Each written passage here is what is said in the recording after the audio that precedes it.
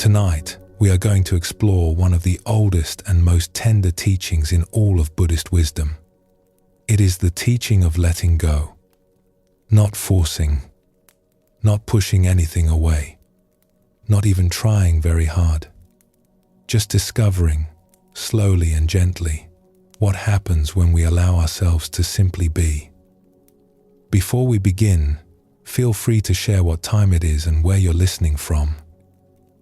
The Buddha once said that the root of all suffering is attachment, and the path to peace is learning, little by little, breath by breath, to loosen our grip. Not because what we hold is not precious, but because our hands were never meant to stay closed forever. This is not a teaching you need to memorize or master. It is more like a warm current you can rest in. Let the words wash over you. Let the stories carry you. If your mind wanders, that is perfectly fine. Let it wander and come back like a leaf floating on a gentle stream. So settle in.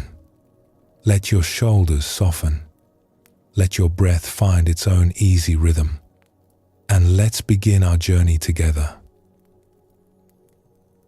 A man was walking alone through the mountains. It was early morning, and the world was wrapped in the kind of stillness that only mountains can hold. Mist curled through the valleys far below like slow rivers of white silk. The air smelled of pine resin and damp earth, the deep green smell that comes after a night of rain.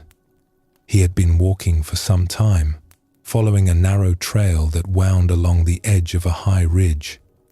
On one side, the rock face rose steep and mossy. On the other, the land fell away into a vast, cloud-filled valley. The only sounds were his footsteps on the soft ground and the distant calls of birds hidden somewhere in the canopy.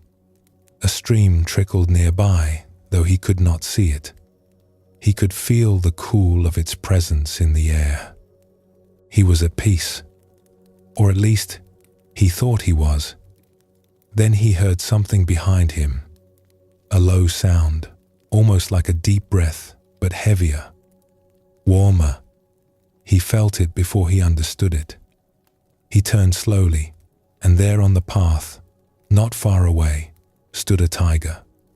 Its eyes were steady and golden, patient, the way only a creature that knows its own power can be patient. Its great body was low, coiled, perfectly still except for the slow flick of its tail. For a moment, neither of them moved.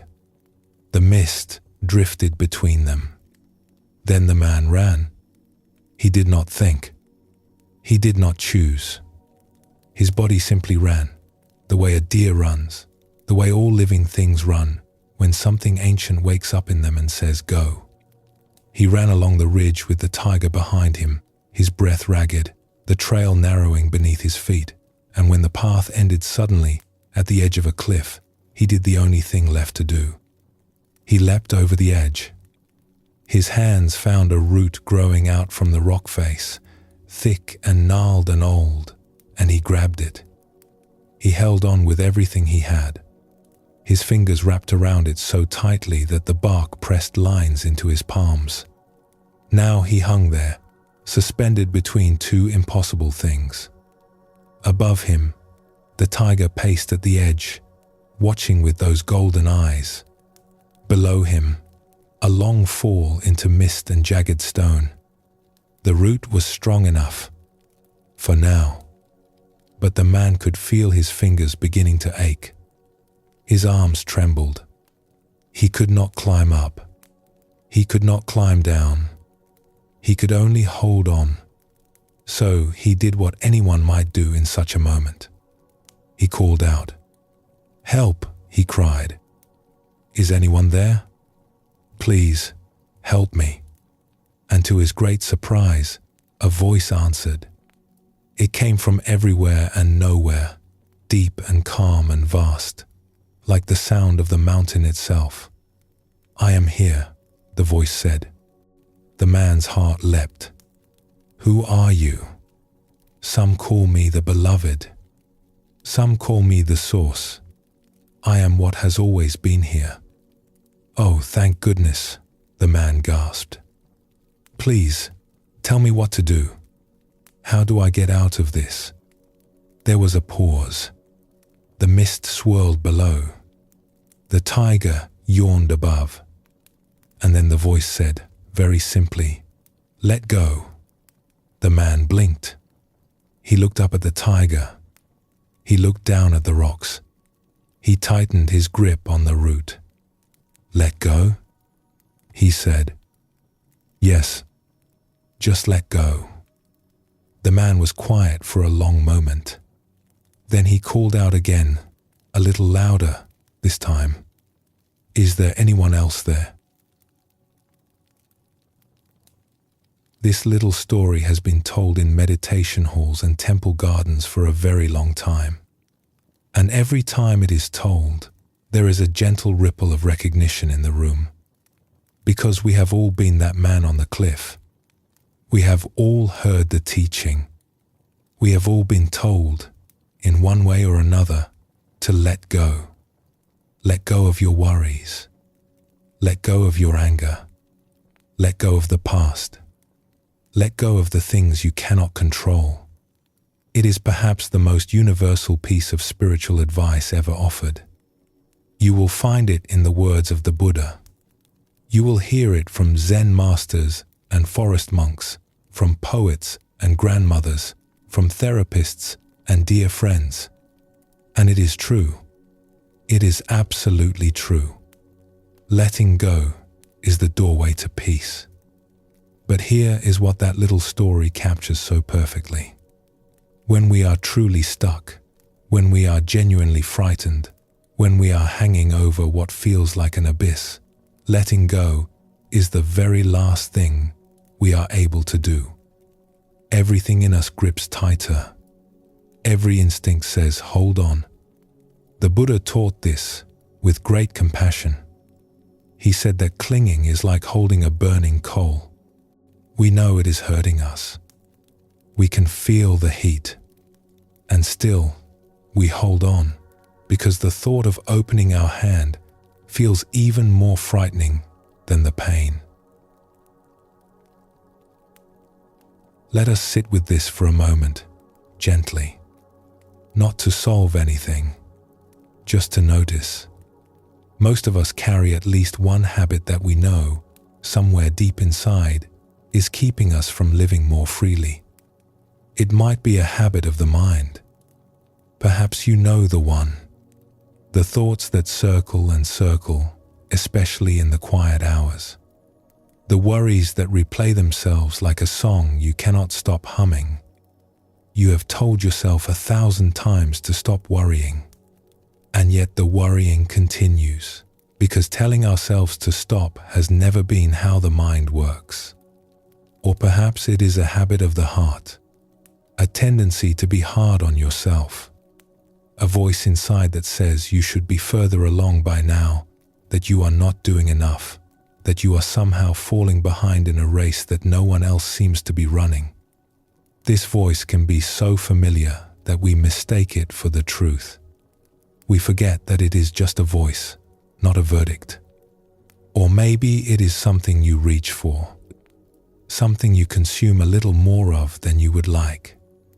A way of soothing yourself that works in the short term but leaves you feeling hollow afterward. You know the pattern. You have tried to break it. You have made promises to yourself and then watched yourself break them and then felt the weight of that breaking. There is a teaching in Buddhism that is sometimes called the second arrow. The Buddha told his students that when we are struck by an arrow, it hurts.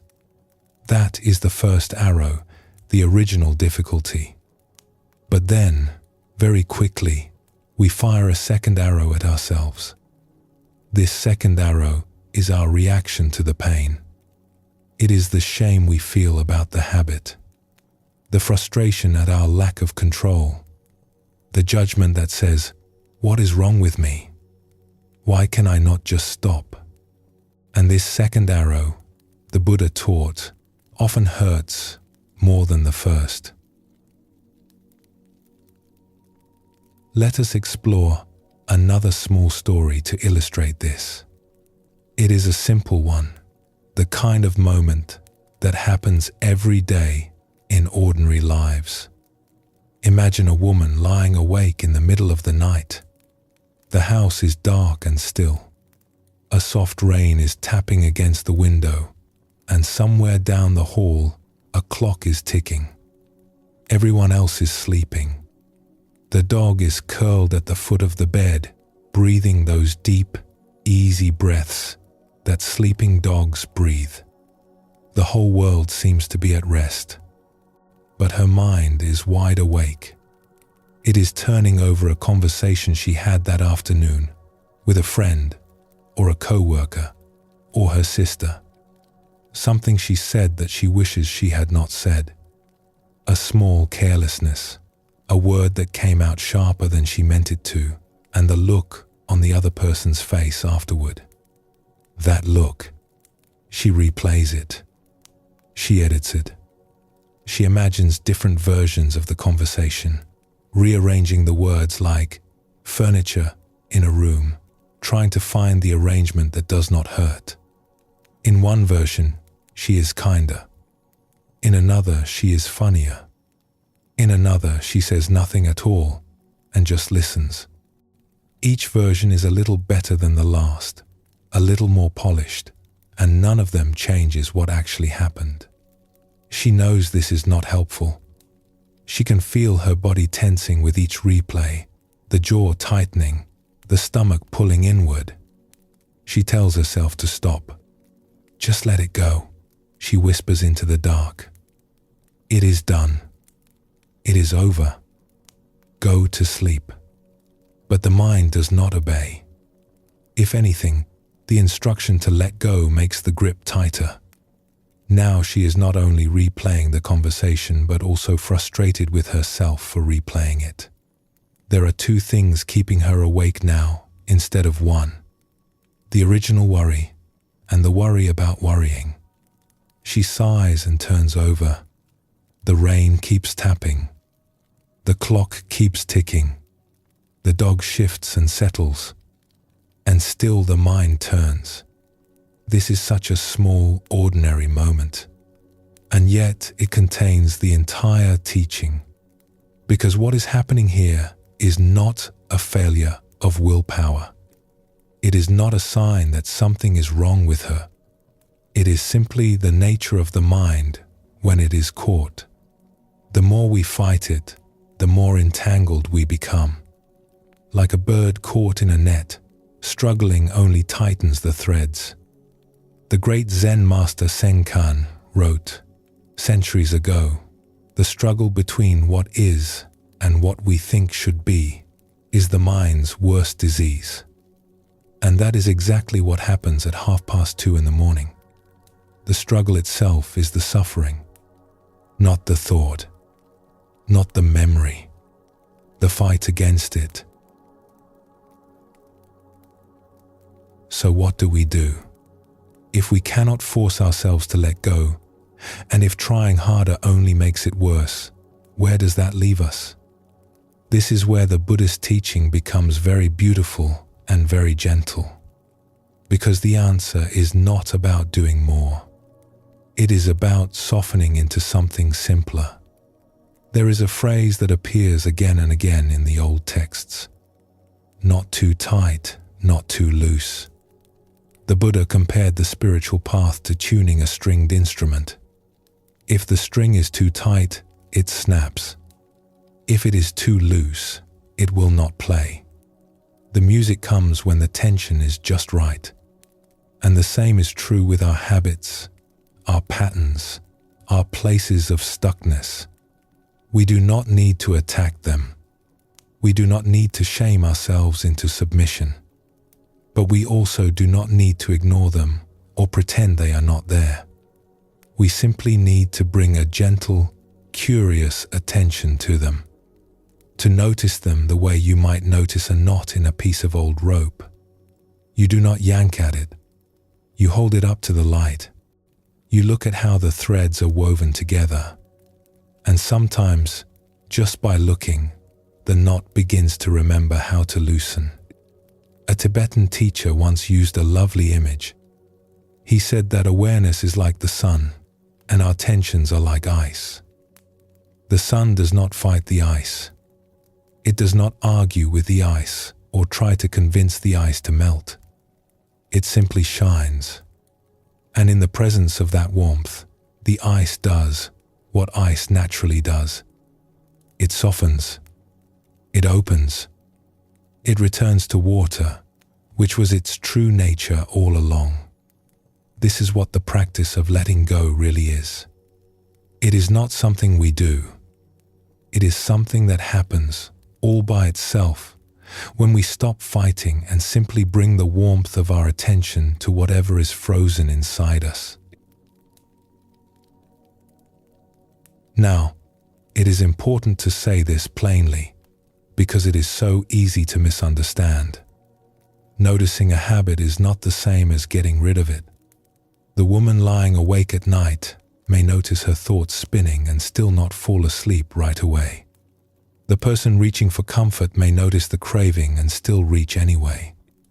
The one caught in self-judgment may see the pattern clearly and still hear that familiar harsh voice. And that is perfectly all right, because the noticing itself is the shift. It may not look dramatic. It may not feel like freedom, not at first. But something very important has changed. Before, you were inside the habit, looking out through its eyes, living in its world. Now, even for a moment, you are outside it. You are the one seeing it. And that tiny distance, that sliver of space between the habit and the awareness of the habit, is everything. The Buddha called this the beginning of wisdom. Not the end of suffering, but the beginning of understanding. And he said that this beginning is already a kind of liberation. Like a person who has been locked in a dark room for a long time and who suddenly notices, in one corner, a thin line of light coming through the wall. The room is still dark. The door is still locked. But that line of light changes everything, because now they know there is something beyond the room. This is what we are doing together, you and I. We are not trying to fix anything tonight. We are not trying to make our habits disappear or force ourselves to let go of what we have been holding. We are simply looking for the light, noticing the knot, feeling the warmth of our own attention, and trusting that this is enough. Because in the Buddhist tradition, it always has been. There is a beautiful old teaching that compares the human heart to a garden. In this garden, all kinds of things grow. There are flowers, yes. Beautiful, fragrant, bright. Jasmine and lotus and small wildflowers that bloom close to the ground where no one thinks to look. But there are also weeds. Thorny, stubborn, deep-rooted things that seem to come back no matter how many times you pull them out. Most of us spend a great deal of energy fighting the weeds. We pull and we dig and we worry. And when the weeds come back, as weeds always do, we feel defeated. We feel like bad gardeners. We wonder why everyone else's garden looks so much better than ours. There is a story about a young monk who came to his teacher in great frustration. He had been practicing meditation for several years, and still his mind was full of restless thoughts. Still he lost his temper. Still he compared himself to the other monks and found himself lacking. "Teacher," he said, "I have been pulling weeds in my garden for 3 years now, and still they return. What am I doing wrong?" The old teacher smiled. He led the young monk outside to a small courtyard where a garden grew. It was not a perfect garden. There were weeds growing between the stones, and some of the plants were scraggly and wild. But there were also flowers, and the air was sweet with them. "Tell me," the teacher said, "when you walk into this garden, where do your eyes go first?" The young monk looked. "To the weeds," he said honestly. "Yes," the teacher said, "that is the habit. But the flowers are blooming too. And they did not bloom because I defeated the weeds. They bloomed because I gave them water and sunlight and time." The young monk was quiet for a long while. "So I should stop pulling weeds?" he asked. "You should start noticing flowers," the teacher said. "This is what the wise gardeners know. The weeds are not the enemy. They are simply plants that grow where conditions allow them to grow. If you change the conditions, if you enrich the soil, if you let in more light, if you tend to the garden with patience and care, the weeds begin to lose their hold. Not because you fought them, but because you created an environment where something else could flourish. The enriched soil is awareness. The light is compassion. The patient tending is this practice of noticing, again and again, with kindness rather than judgment. And the flowers that grow in that tended garden, they are the moments of peace, of freedom, of genuine ease that arise when we are no longer at war with ourselves. They are the moments when letting go happens on its own, as naturally as an exhale, as naturally as a petal opening to the morning sun. So as we come to the end of this first reflection, let us not try to let go of anything just yet. Let us simply be here. Let us notice what we notice. If there is a habit you carry, a familiar pattern, a place of holding, just let it be there for now. You do not have to do anything about it. There is a saying in Zen, sitting quietly, doing nothing, spring comes and the grass grows by itself. That is the spirit we are resting in tonight. Not effort, not struggle, just a quiet presence and a trust that something in us knows how to open. The man on the cliff is still hanging there, if you like, still gripping his root, still looking down at the mist. And the voice is still there too, patient and warm, not demanding, not rushing, just offering the simplest invitation in the world. Let go. Not yet, perhaps. Not tonight. But the invitation is there. And just hearing it, just knowing it is possible, is already a kind of beginning. As the Buddha once gently reminded his students, a jug fills drop by drop, and so does freedom. One moment of noticing at a time, one breath of kindness at a time, one small softening at a time. Drop by drop, we fill. Let us pause here for a moment. Notice how you are feeling. Let your breath be easy and natural. And when you are ready, we will continue together.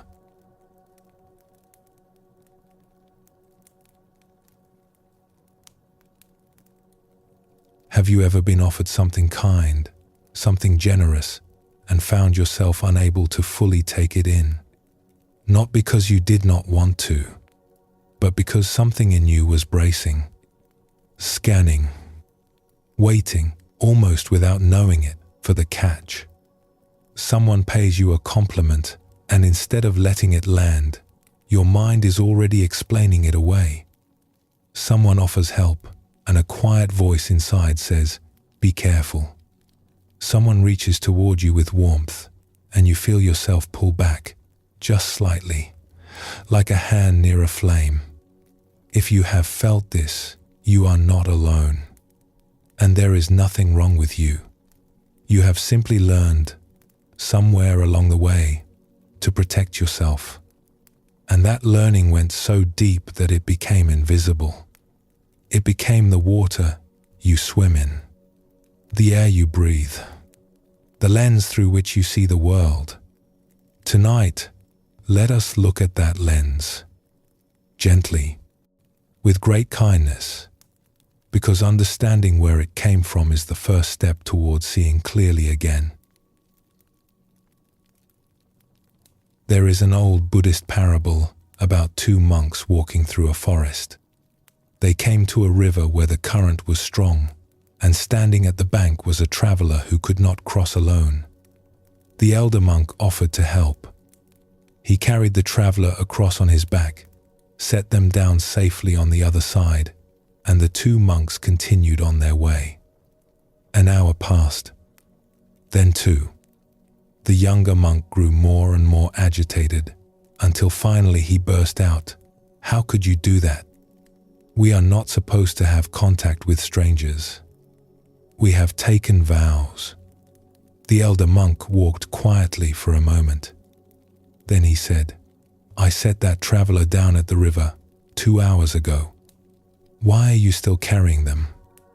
This is one of the most beloved stories in the Buddhist tradition, and it speaks to something very simple. We carry things long after the moment has passed. We hold on to encounters, to fears, to old cautions, long after the river has been crossed. The body remembers. The heart remembers. And sometimes we do not even realize what we are still carrying, because we have been carrying it for so long that it feels like part of us. Let us explore a story about what this looks like in a life. There was a young man who grew up in a part of a large city where life was unpredictable. It was not a terrible place. There were people who loved him. There were warm kitchens and laughter and summer evenings on the front steps. But there was also an edge to things. You learned early to read a room. You learned to notice who was on the street and what mood they were in. You learned to keep your head up but your eyes soft, to move through the world with a kind of careful alertness, the way an animal moves through tall grass. This was not something anyone taught him in words. It was something his body learned. The way your body learns to flinch before you even think about flinching. The way your shoulders learn to carry themselves a certain way, pulled in, a little guarded, ready. By the time he was grown, this alertness was as natural to him as breathing. He did not notice it any more than a fish notices water. Then, one year, he traveled abroad for the first time. He found himself in a beautiful old city in another country, a place of wide avenues and golden light and sidewalk cafes where people sat for hours over small cups of coffee, doing nothing in particular, just watching the evening arrive. He met a man there, a local, who wanted to practice speaking his language, and they agreed to spend some time together. At first it was just conversation at a park bench, a few stumbling sentences back and forth, laughter at each other's mistakes. The local man was easy to be around. He had a broad, unhurried smile and a way of listening that made you feel he was in no rush at all. One afternoon, the man invited him to a cafe. It was a small place on a quiet street, with wooden tables worn smooth by years of elbows and wine glasses. The light came through the window in long, warm slants, and there were old photographs on the walls of people who had probably sat at these same tables decades ago. They sat down, and the local man ordered generously. Bread still warm from the oven, with a crust that crackled when you broke it. Soft cheese that smelled of herbs. A plate of olives glistening with oil, dark and rich. Sliced meats arranged on a wooden board. And wine the color of dark honey, poured into small glasses with a kind of ceremony, as if the pouring itself was part of the gift. "Please," the man said, gesturing to the table. "Eat. Enjoy." And then he insisted on paying for everything. The young traveler smiled and thanked him. But inside, something else was happening. A quiet alarm was sounding, low and steady, the way a distant siren sounds when you are trying to fall asleep. His mind was running calculations. All right, he thought. What is this really about? Nobody does this for free. This is some kind of setup. He wants something. There is an angle here, and I am not seeing it yet. He watched the man's face for signs. He tracked the man's hands. He noted the exits. He ate the bread, but he did not taste it. He drank the wine, but he did not feel the warmth of it. His body was at the table, but his mind was somewhere else entirely, mapping the room, running through scenarios, preparing for whatever was coming next. After the meal, the man said, "Come, I want to show you something beautiful." He led the young traveler out of the cafe and down a narrow side street where the cobblestones were uneven and old ivy climbed the walls. And with every step, the young traveler felt his body tighten. His thoughts raced ahead of his feet, rehearsing what might be waiting around the next corner. A confrontation, a trap, something he would need to be ready for. They turned a corner, and there it was. An old building, very old, with carvings in the stone that had been there for hundreds of years. Faces and leaves and flowing shapes, softened by time and weather into something that looked almost alive, like the stone itself was dreaming. The local man pointed up at the stonework and began to describe the history of the place. His voice was warm and unhurried. He traced the shapes of the old designs with his finger, the way a person does when they love something and want to share it. He told stories about the people who had carved these figures, how they had worked for years, how they believed that beauty was a kind of prayer. And the young traveler heard the words, but they arrived from a great distance, muffled, as if his ears were wrapped in cloth. Because the part of him that could receive beauty, that could take in the gift of this moment, was locked behind a door that fear had closed a long time ago. Then, after a while, the man simply shook his hand. "It was lovely to meet you," he said. "I hope you enjoy your time here." And he turned and walked away into the soft, wide evening. The young traveler stood there on the street, alone, watching the man disappear around a corner. The last light was golden on the old stone walls. Somewhere, someone was playing music. The air smelled of bread and rain. And he realized, with a slow, quiet ache, that he had missed it. He had missed the whole thing. The bread, the kindness, the beauty of the building, the simple, generous pleasure of a stranger wanting to share something lovely. All of it had passed through him like light through a closed window. He had been right there, and he had not been there at all, because his eyes had been shaped by another city. His body was still moving through that old tall grass, still scanning, still bracing. And the habit was so deep, so old, so woven into his muscles and his breath, that even in this golden, peaceful place, he could not put it down. This is such a tender thing to recognize, and it is important to say, before we go any further, that there was nothing foolish about this young man. His alertness had kept him safe. It had served him well for years. The body does not learn to brace for no reason. Every habit of protection we carry was, at some point, the wisest thing we could do. It was our intelligence, our love for ourselves, our deep wish to survive and to keep going. The Buddha spoke often about this with great compassion. He taught that our patterns of holding are not sins. They are not character flaws. They are the mind's way of trying to take care of us. Like a mother who holds her child a little too tightly, not because she wants to crush the child, but because she loves the child and the world feels dangerous. The holding comes from love, even when it hurts, even when it has outlived the danger.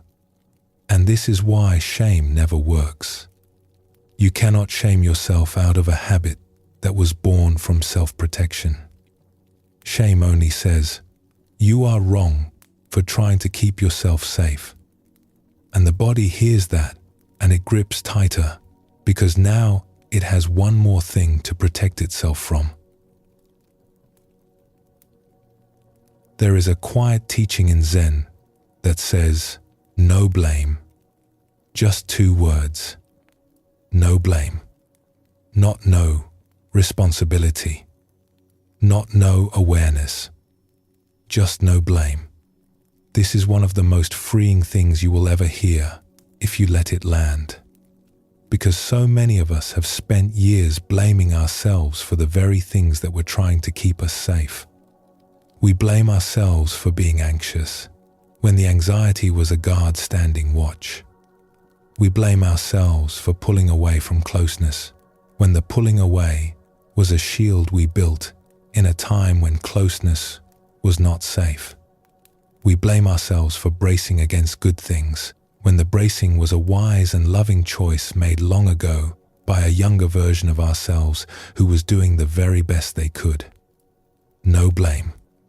When you see a pattern in yourself, a way of bracing, a habit of suspicion or worry, a tendency to pull back from good things because some part of you is waiting for them to turn, the practice is simply to see it. To recognize it with the same gentleness you would bring to a child who is afraid of the dark. You would not scold a child for being afraid. You would not say, "What is wrong with you? Just stop being scared." You would sit with them. You would say, "I understand. The dark can feel very big." You would stay until they felt safe enough to close their eyes. This is how we can meet our own fear, not by fighting it, not by being disappointed in it, but by sitting with it and saying, gently, "I see you. I know why you are here. You have been trying to keep me safe for a very long time, and I am grateful." There is a line attributed to the Buddha that says, "You yourself, as much as anybody in the entire universe, deserve your love and affection." This is especially true for the parts of us that are still standing on that street in the golden light, watching kindness walk away, unable to let it in. Those parts deserve the most tenderness, not the least. Now, here is where this teaching begins to open into something spacious and hopeful. The young man in the story did something remarkable that evening. He did not fix anything. He did not overcome his fear. He did not suddenly become a different person. He simply saw it. He stood on that street and he recognized, "Oh, my eyes were made somewhere else. I am seeing this place through an old lens. That is all. Just that. Just the seeing." And yet, as we gently explored in our last reflection, this seeing is not a small thing. It is, in fact, the whole beginning. Because the moment you see the lens, you are no longer completely trapped behind it. You are both the one looking through it and the one who notices it is there. A Zen teacher once said, "The moment you see you are in a prison, you are no longer entirely in the prison. Not because the walls have fallen, but because something in you is now larger than the walls." The young man wrote about this experience later in life. He said that he wanted to create more space between his loved ones and that old blinding fear, not by pretending the fear did not exist, not by willing it away, but by seeing it so clearly that it could no longer run the show from the shadows. This is a beautiful way to understand the whole path we are walking tonight. Letting go does not mean the fear disappears. It means the fear is no longer in charge. It is still there, perhaps, but it is sitting in the passenger seat now, not driving the car. And you can turn to it gently and say, "I know you are here. Thank you for trying to protect me, but I can take it from here." There is another small story, very simple, that illustrates this shift beautifully. A student once asked an old teacher, "How do I become free of my fears?" The teacher said, "Invite them to tea." The student was confused. "Invite them to tea? But I want them to leave." "Yes," the teacher said, "that is the problem. You are standing at the door trying to push them out, and they are pushing back. Very exhausting for everyone. Instead, invite them in. Offer them a seat. Pour them a cup. And then see what happens." "What happens?" The teacher smiled. "They drink their tea. They say what they came to say. And when they are ready, they leave on their own. They always do. It is only when we block the door that they stay forever." "But what if they never leave?" The student pressed. "Then you will have gotten very good at making tea," the teacher said. "And that is not a bad thing either. This is the way of awareness. Not fighting, not fixing, just making room. Just saying, 'You are welcome here. Sit down. I'm not afraid of you anymore.' And there is something so deeply restful in that. Something that allows the whole body to exhale. The Buddha taught that suffering comes not from the difficult things that visit us, but from the war we wage against them. We suffer because we resist. We suffer because we clench against what is already here. And peace, he taught, comes from the most radical act imaginable. Allowing things to be exactly as they are, even for just one breath, even for just one heartbeat. When the young traveler stood on that street and saw his own fear clearly, he was, without knowing it, opening the door. He was not yet pouring tea. That would come later, with practice, with patience, with many more evenings of golden light and many more moments of recognizing, "Oh, there it is again. There is the old habit. There is the old city, still shaping what I see." But the door was cracked open, and a little light was coming through, and that made all the difference. So perhaps tonight, as you rest here, you might let yourself wonder, very gently, where your own eyes were made. What old city shaped the way you see? What ancient caution still moves through your body when kindness comes close? You do not need to answer. You do not need to figure anything out. Just let the question be there, like a soft bell ringing in a quiet room. Let it hum. There is a lovely image in the Buddhist tradition of a lotus flower. The lotus grows in muddy water. Its roots are deep in the dark silt at the bottom of a pond. And yet the flower that opens at the surface is perfectly clean. It is not stained by where it came from. It does not carry the mud with it. It simply rises through it and blooms. Your fears, your habits of protection, your old alertness, these are the mud. They are not who you are. They are where you grew. And something in you, the part that is listening right now, the part that recognized the young traveler's ache as something familiar, that part is the flower. Already rising, already clean, already turning toward the light. And know that wherever your eyes were made, whatever you learned to carry, it does not have to be the end of the story. It is simply where the story has been. And now, here you are, listening, resting, breathing. Something in you is beginning to see the lens. Something is beginning to soften. That is enough for now. That is more than enough.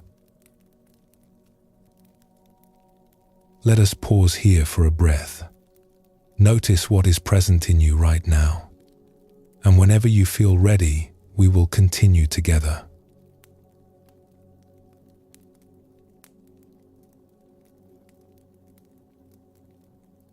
Right now, as you listen to these words, your body is doing something you probably have not noticed. Your shoulders may be pulled up just slightly, a little closer to your ears than they need to be. Your jaw may be set, just a touch, as if you are gently biting down on something invisible. There may be a small knot in your belly, a quiet tightness that has been there so long it feels like furniture. Part of the room, something you step around without seeing. And your hands, wherever they are resting, may be holding on a little more firmly than the moment requires. You might check, just gently, not with judgment, just with the soft curiosity of someone noticing, for the first time, that it has been raining. This is one of the quietest discoveries on the path of letting go. We carry so much tension that we do not know we are carrying. The body clenches and we do not feel it. Not because the clenching is hidden, but because it has been there so long that we have stopped noticing it. It is like a sound you have been hearing for years, the hum of a refrigerator, the distant rumble of a road. At some point it disappeared into the background. It became the silence itself. And yet, it is not silence. It is effort. Constant, invisible effort. The body spending energy to hold itself tight, day after day, night after night, even in sleep. We wake in the morning already tense, and we think this is just what mornings feel like. We carry our shoulders like shelves all day, and think this is just what shoulders do. We breathe in small, careful sips, and think this is just what breathing is. But it is not. Underneath all that holding, the body remembers a different way of being. The way a baby breathes, deep and full, the whole belly rising and falling like a wave. The way a cat sleeps, completely surrendered, every muscle soft, trusting the ground to hold it. We were born knowing how to rest. Somewhere along the way, we forgot. Not because we are broken, but because we learned that the world required vigilance, and vigilance requires tension, and tension became home. Tonight, we are going to explore what happens when we simply notice. There is a very old teaching, sometimes told as a riddle, that goes like this. A student came to a wise teacher and said, "I have been meditating for many years, but I still feel tense and heavy. I feel like I am carrying something, but I do not know what it is. How do I put it down?" The teacher said, "Show me how you are carrying it." The student looked confused. "What do you mean?" "Show me. Right now. What are you doing with your body?" The student paused. He noticed his shoulders were lifted. His brow was furrowed. His hands were clasped tightly in his lap, knuckles white, fingers wrapped around each other as if they were holding on to something precious. "There," the teacher said gently. "You are making fists. Did you know?" The student looked down at his own hands. He had not known. "Now," the teacher said, "stop making the fists." And in that moment, the student felt something release. Not because he did anything new, but because he stopped doing something old. He simply ceased the clenching, and his hands, of their own accord, softened and opened, the way a sleeping child's hands open, naturally, without instruction. That, the teacher said, is what letting go feels like. You did not push anything away. You did not force anything to change. You simply noticed what you were doing, and in the noticing, the doing stopped. This teaching is so simple that it is easy to miss, but it may be one of the most important things we ever learn. Letting go is not an action. It is the end of an action. It is not something we add. It is something we stop. Like unclenching a fist. Like releasing a held breath. Like stepping out of a river and realizing only then how hard we had been working to stand against the current. The Buddha had a way of speaking about this that was very gentle and very clear. He said that we are all like someone standing in the rain, holding an umbrella that is turned upside down. The rain fills the umbrella, and it gets heavier and heavier, and we complain about the weight, and we wonder why life is so hard. But the solution is not to carry the umbrella more skillfully. The solution is to turn it over, or perhaps to set it down altogether.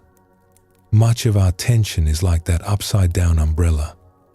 We are doing something, actively, all the time, that creates the heaviness. We are clenching muscles we do not need to clench. We are bracing for things that are not happening yet. We are holding our breath in the middle of a perfectly safe room. And we do not realize we are doing it, because the doing has become so habitual that it feels like being. Let us explore what this looks like in an ordinary day. There is a story about a person who was on their way to an important meeting. They had planned the journey carefully, leaving extra time, feeling organized and calm. The car was quiet.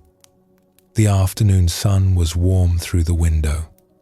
There was even a little feeling of satisfaction, the feeling of a day going according to plan. But the road had other ideas. Traffic had stopped completely.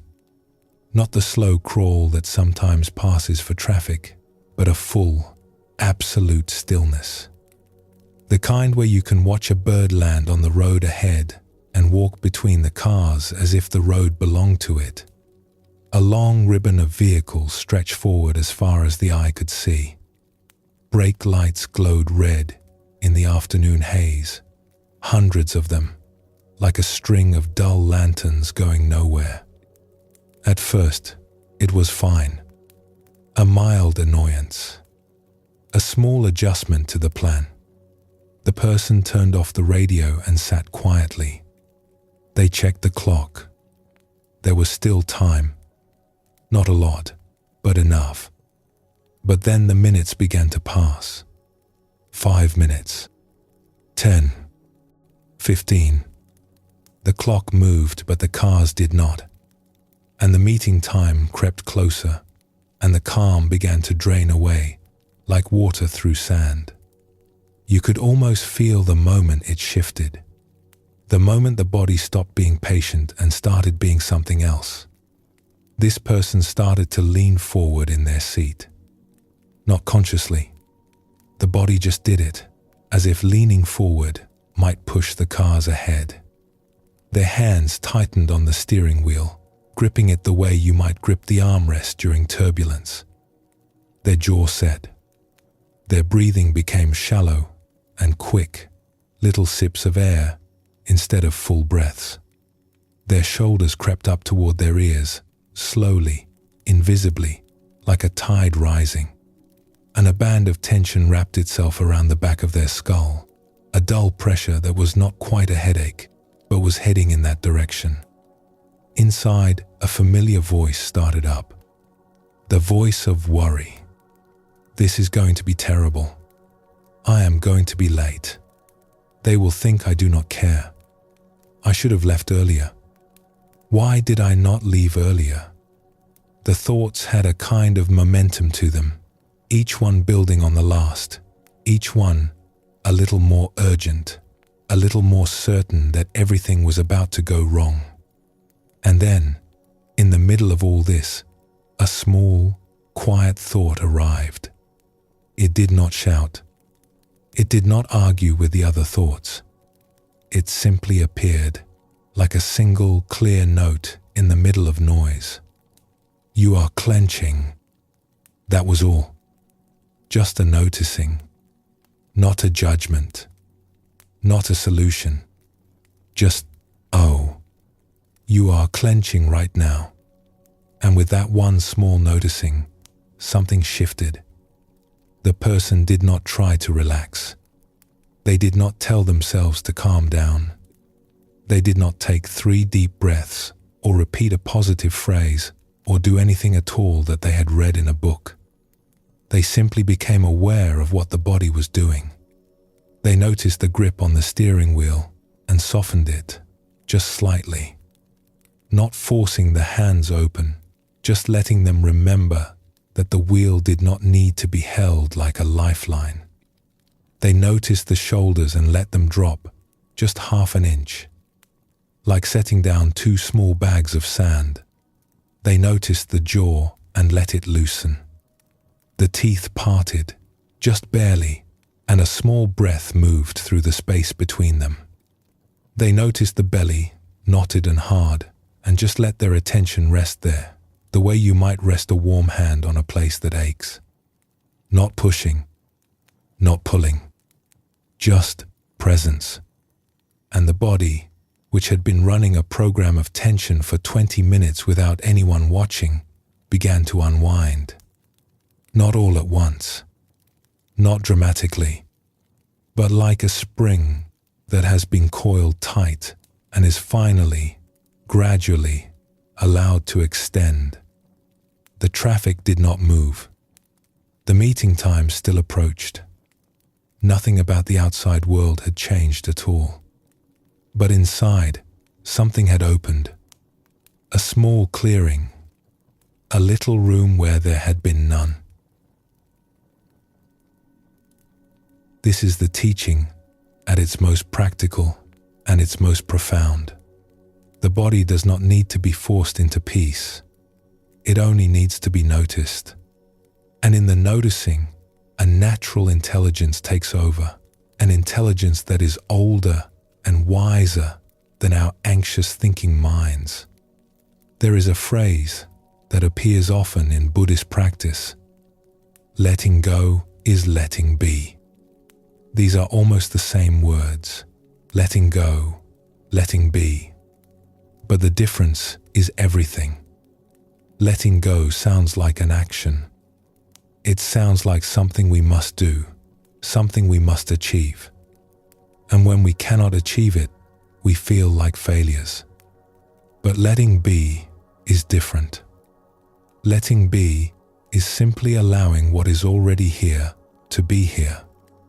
Not adding anything, not subtracting anything, just meeting the moment exactly as it is. When the person in the car noticed their tension, they did not let go of it. They let it be. They allowed themselves to feel it fully, and in that allowing, the tension began to dissolve on its own. The fist they did not know they were making began to open. A Zen saying captures this beautifully. Spring does not arrive because you pull the flowers from the ground. Spring arrives because you let the season turn. We cannot force ourselves to relax. We cannot bully ourselves into peace. But we can notice. And noticing, it turns out, is the most powerful thing in the world. There is a small story about this, told in many different ways across the Buddhist tradition. A traveler came to a river. The current was strong, pulling leaves and branches along its surface. The traveler needed to cross, so he waded in and immediately began fighting the water. He pushed against the current. He strained his legs. He gripped rocks on the riverbed with his toes and fought for every step. By the time he reached the other side, he was exhausted. His body ached. He collapsed on the bank, breathing hard. A little while later, another traveler arrived at the same river. She looked at the water for a long moment. Then she waded in, and instead of fighting the current, she leaned into it. She let it carry her diagonally, stepping where the current wanted to go, moving with the water rather than against it. She arrived downstream from where the first traveler had crossed, but she arrived easily. Her breathing was calm. She had barely broken a sweat.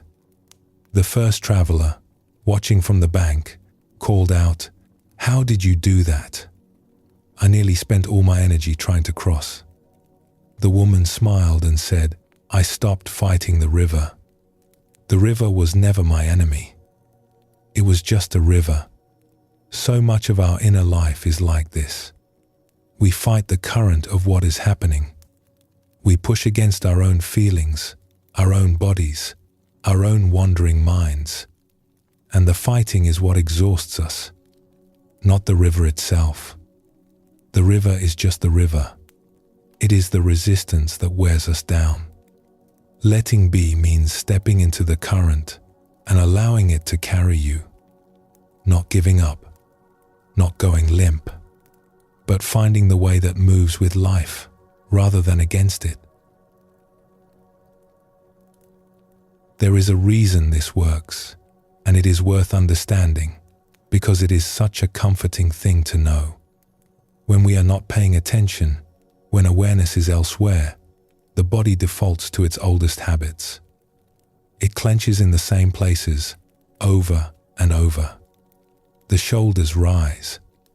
The belly tightens. The breath gets small. These are ancient patterns learned long ago, and they run automatically, like a song playing in an empty room. Nobody chose to play it.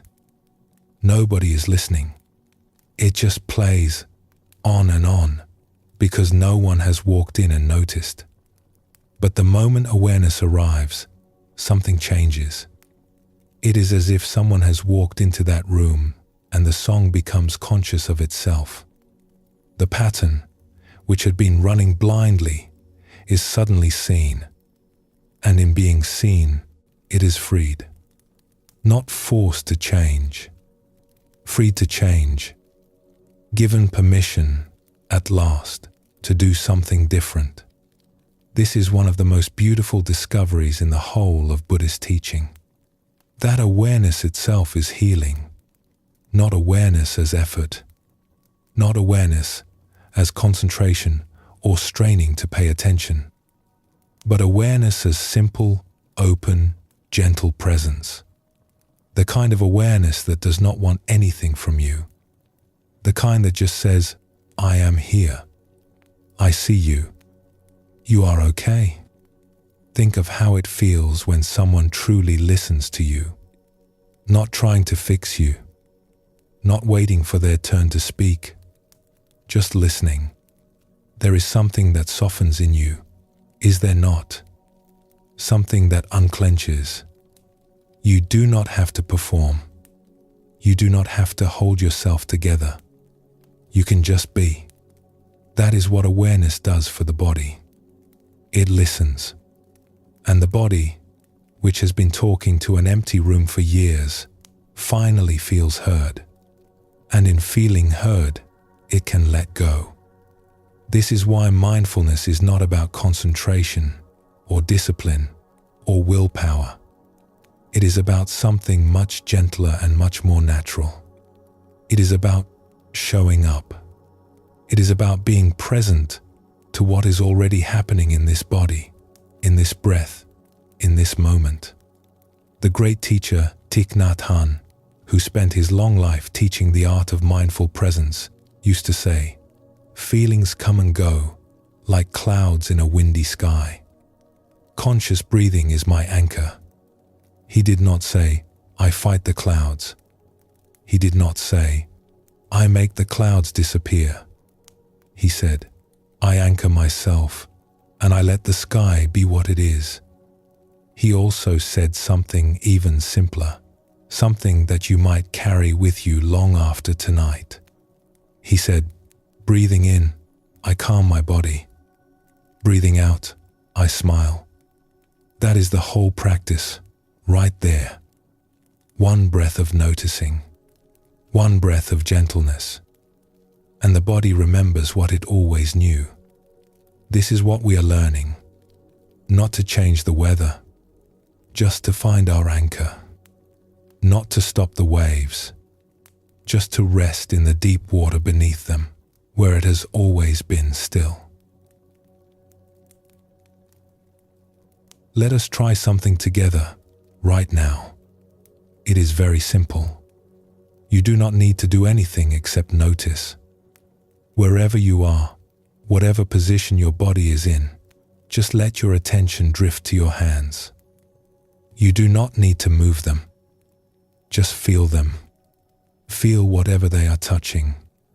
Feel the temperature of the air around them. Feel the weight of them resting wherever they rest.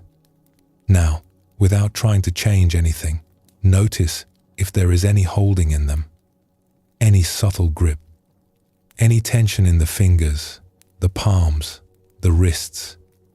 You might be surprised, or you might not. Either is fine. There is no right answer here. Only noticing. And now, just by noticing, just by being aware, see if the hands soften. Even a little. You are not doing the softening.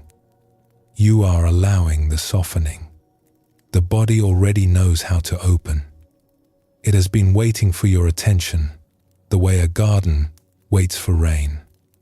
Now, if you like, let that same gentle attention drift upward, through the wrists, the forearms, the elbows, not searching for anything, not fixing anything, just visiting the way sunlight visits each part of a room as the day moves on. Let it reach your shoulders. Just notice them. And if they want to drop, even slightly, let them. Like two birds settling onto a branch.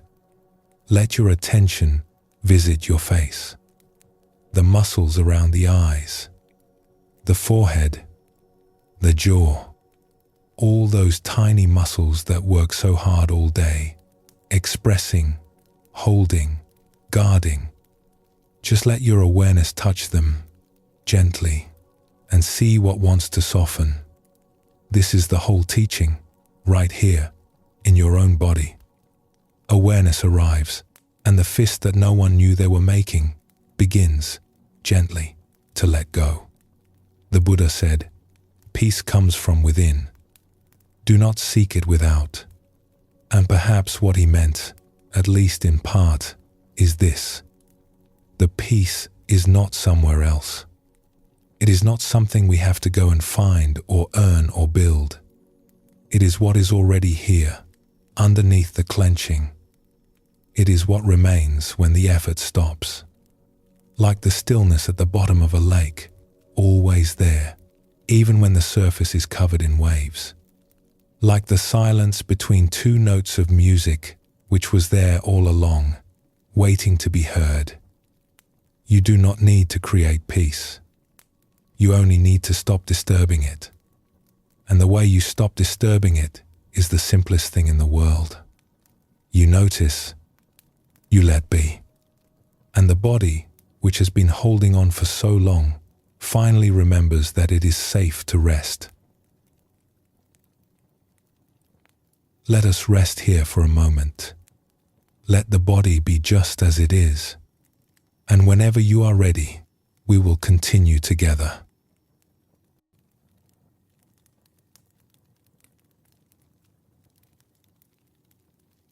There is a small parable about a fish who swam up to an older, wiser fish one morning and said, "Excuse me, I have been searching everywhere. Can you tell me where to find this thing they call the ocean?" The older fish smiled gently and said, "My dear, you are in it. This story points to something that is both very funny and very profound. Sometimes the thing we are looking for is so close, so completely surrounding us, that we cannot see it. We are swimming in it. We are made of it. And still we search, because it has never occurred to us that what we seek might already be here. Tonight, we are going to talk about a kind of invisible line that runs through every moment of our lives. It is not a line anyone can see or touch, but it changes everything about how we experience being alive. And the beautiful thing is, once you know about it, you can never quite unknow it. Let us begin with a simple picture. Imagine a wide, open field.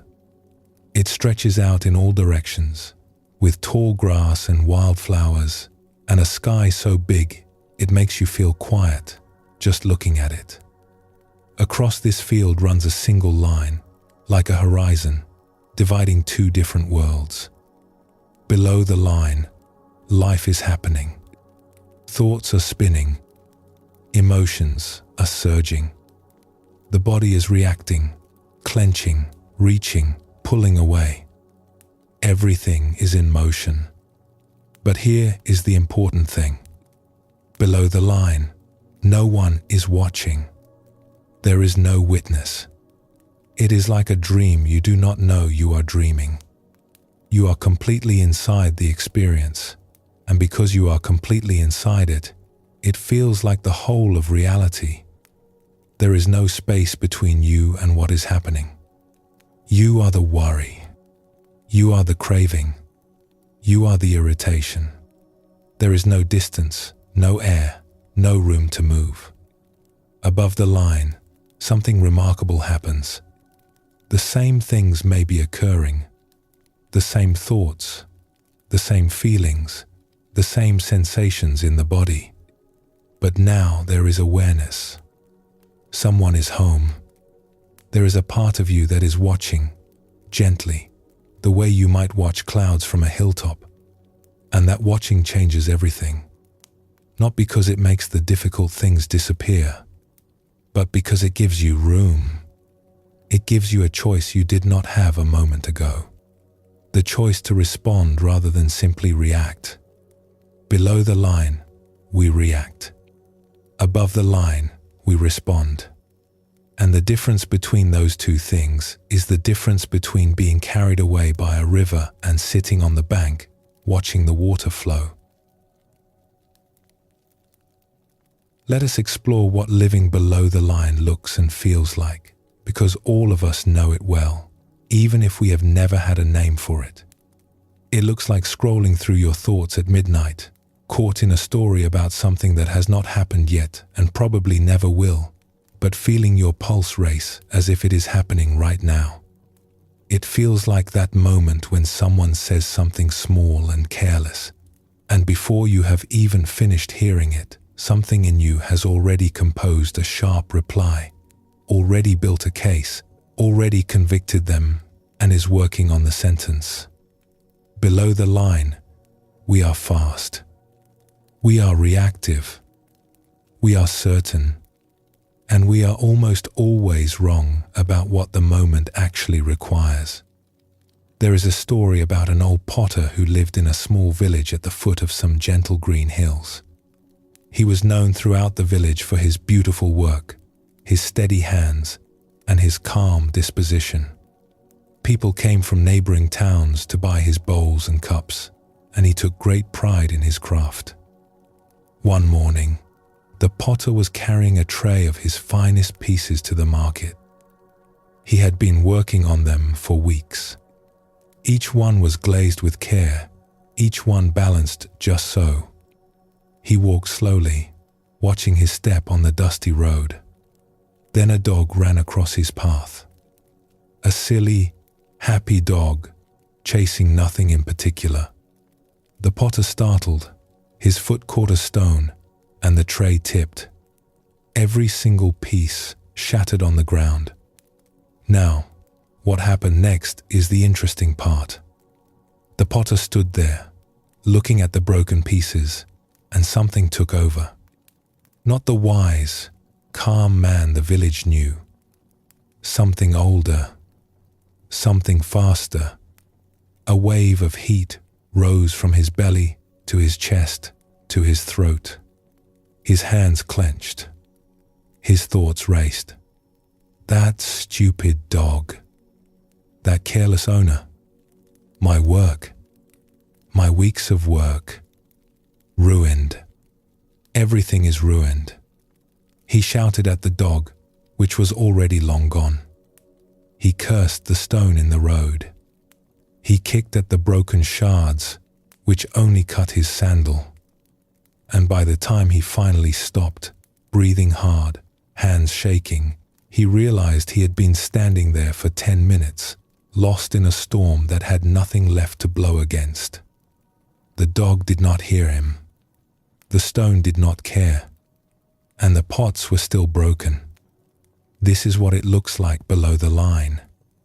It is not that the potter was a bad person or a foolish one. He was simply caught. Something happened, and before he could think, before he could choose, the old, fast, reactive part of him took over. The part that does not pause. The part that does not reflect. The part that moves from feeling to action with no space in between. Every one of us has this part. It is ancient. It is the part of us that evolved to react quickly in moments of danger, to fight or flee without stopping to consider. And it served us well for a very long time. When life was truly dangerous, when every moment required quick action, this part of us kept us alive. But here is where it gets tricky.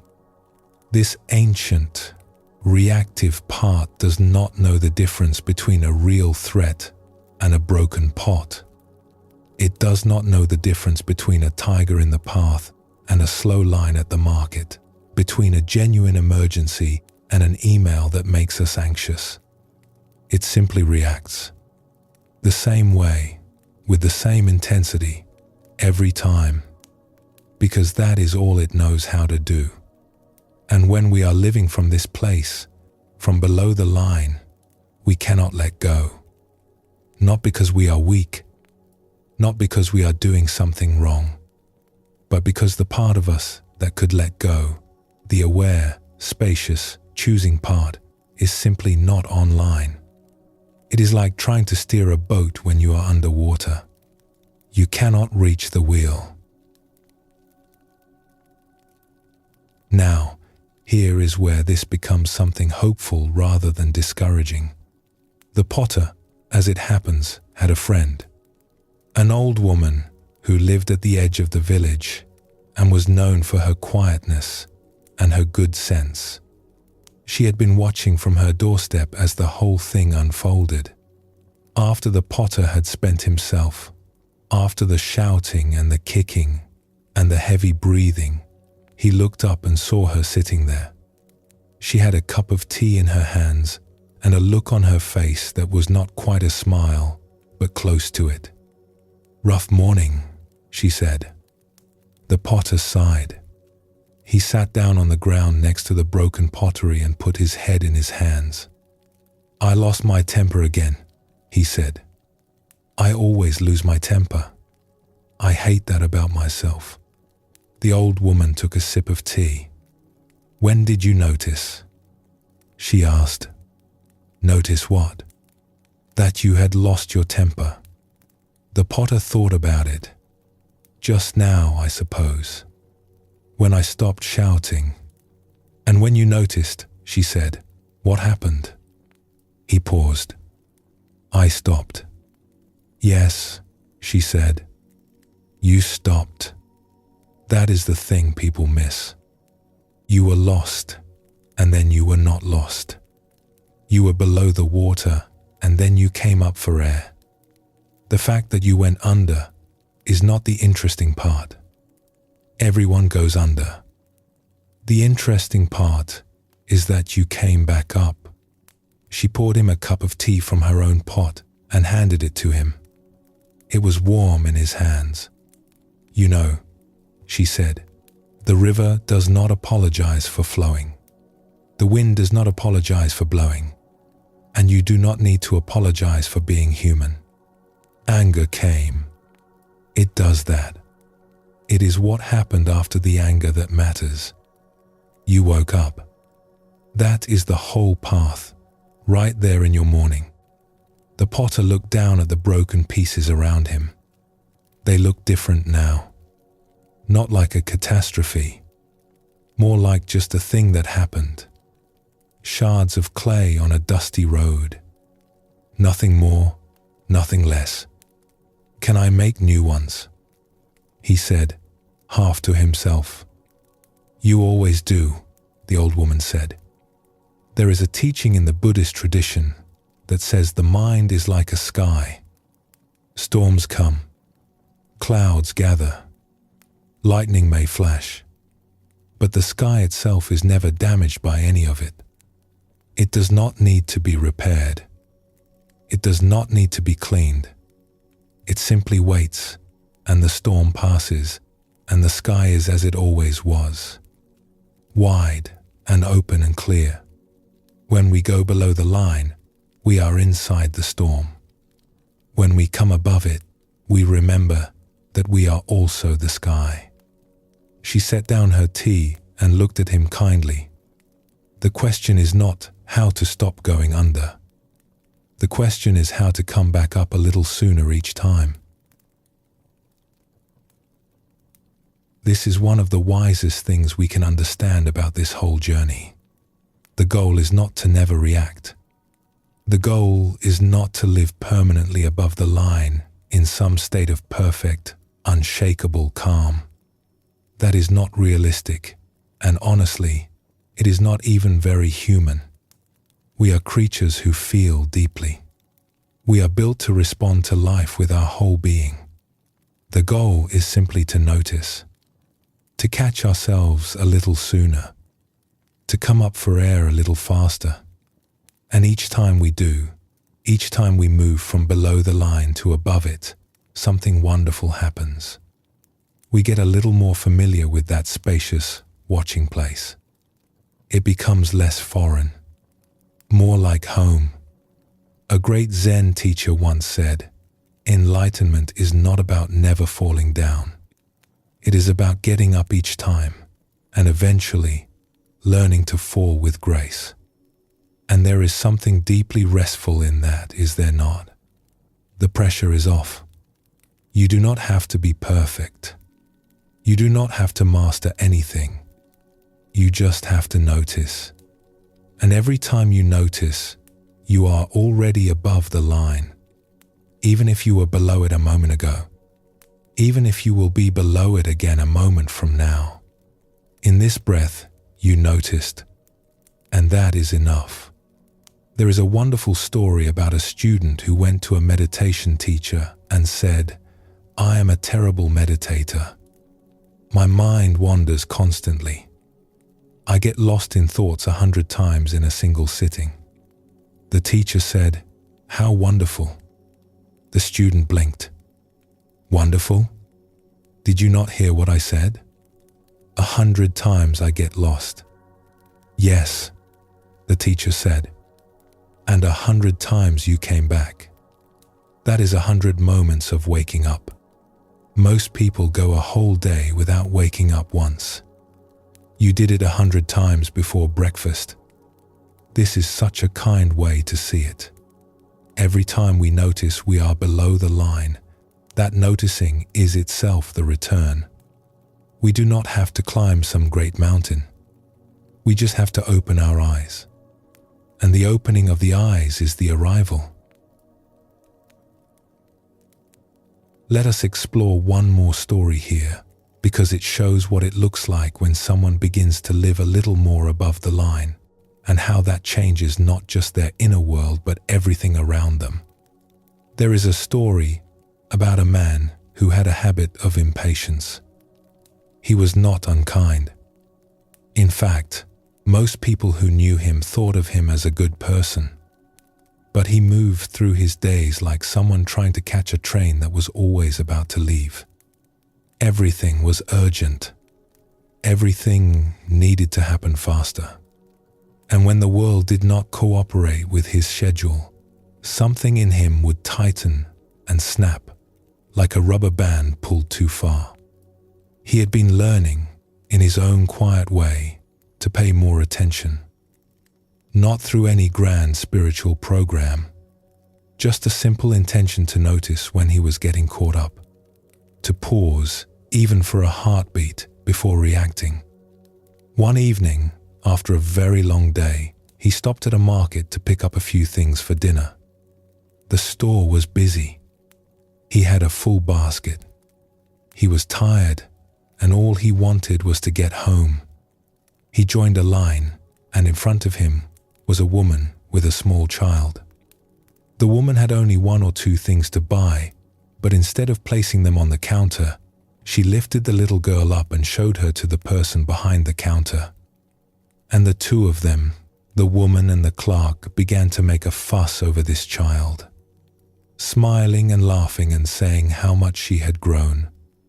The man felt it building, the familiar tightening, the thoughts lining up like soldiers.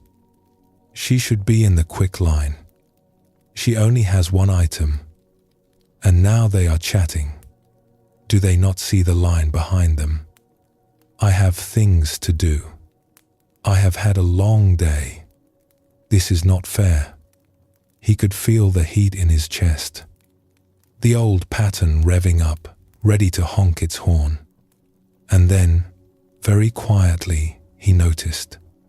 Oh, he thought. There it is. He did not try to push the feeling away. He did not scold himself for being impatient. He just saw it. The tightness, the urgency, the feeling that the world was failing to cooperate with his very important plans. And in seeing it, something softened. Just a little. Just enough. He took a breath.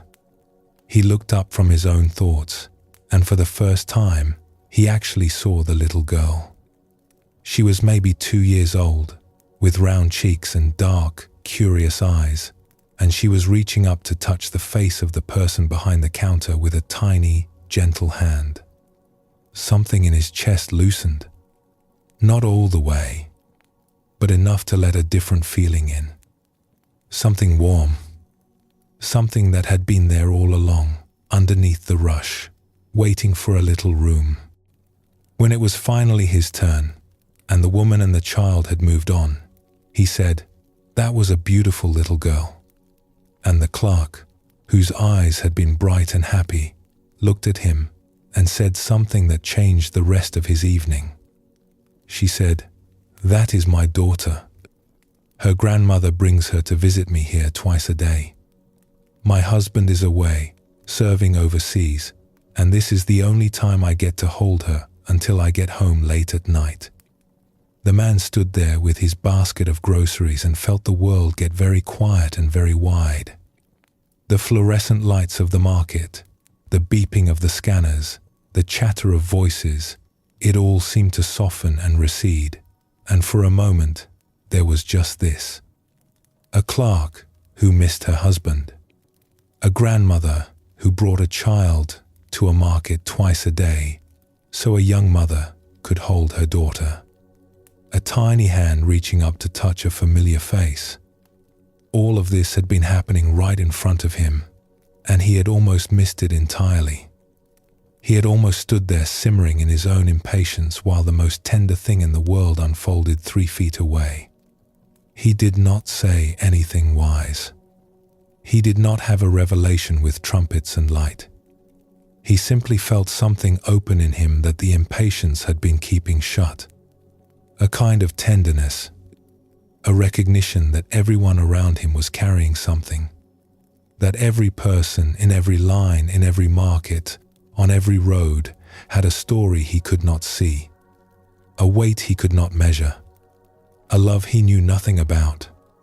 And that recognition, that simple, gentle opening, only happened because for one moment he came above the line. He noticed the tightness instead of being swallowed by it. And in that small gap, that tiny pause, the whole world flooded in. He carried his groceries home that evening, and the bag felt lighter than it should have. The air was cool and the sky was turning the color of peaches above the rooftops. And he thought, not for the first time, but perhaps for the first time with real feeling, that he had been rushing through his life like someone late for a train, and the train was not going anywhere he actually needed to be.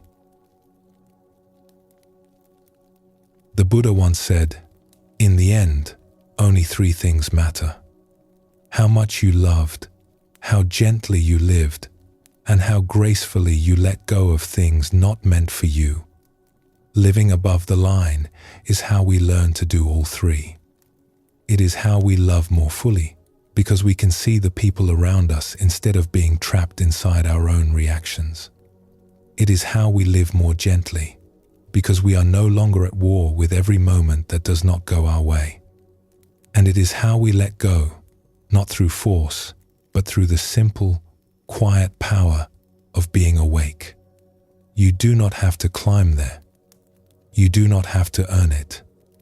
You simply notice, and in the noticing, you are already there.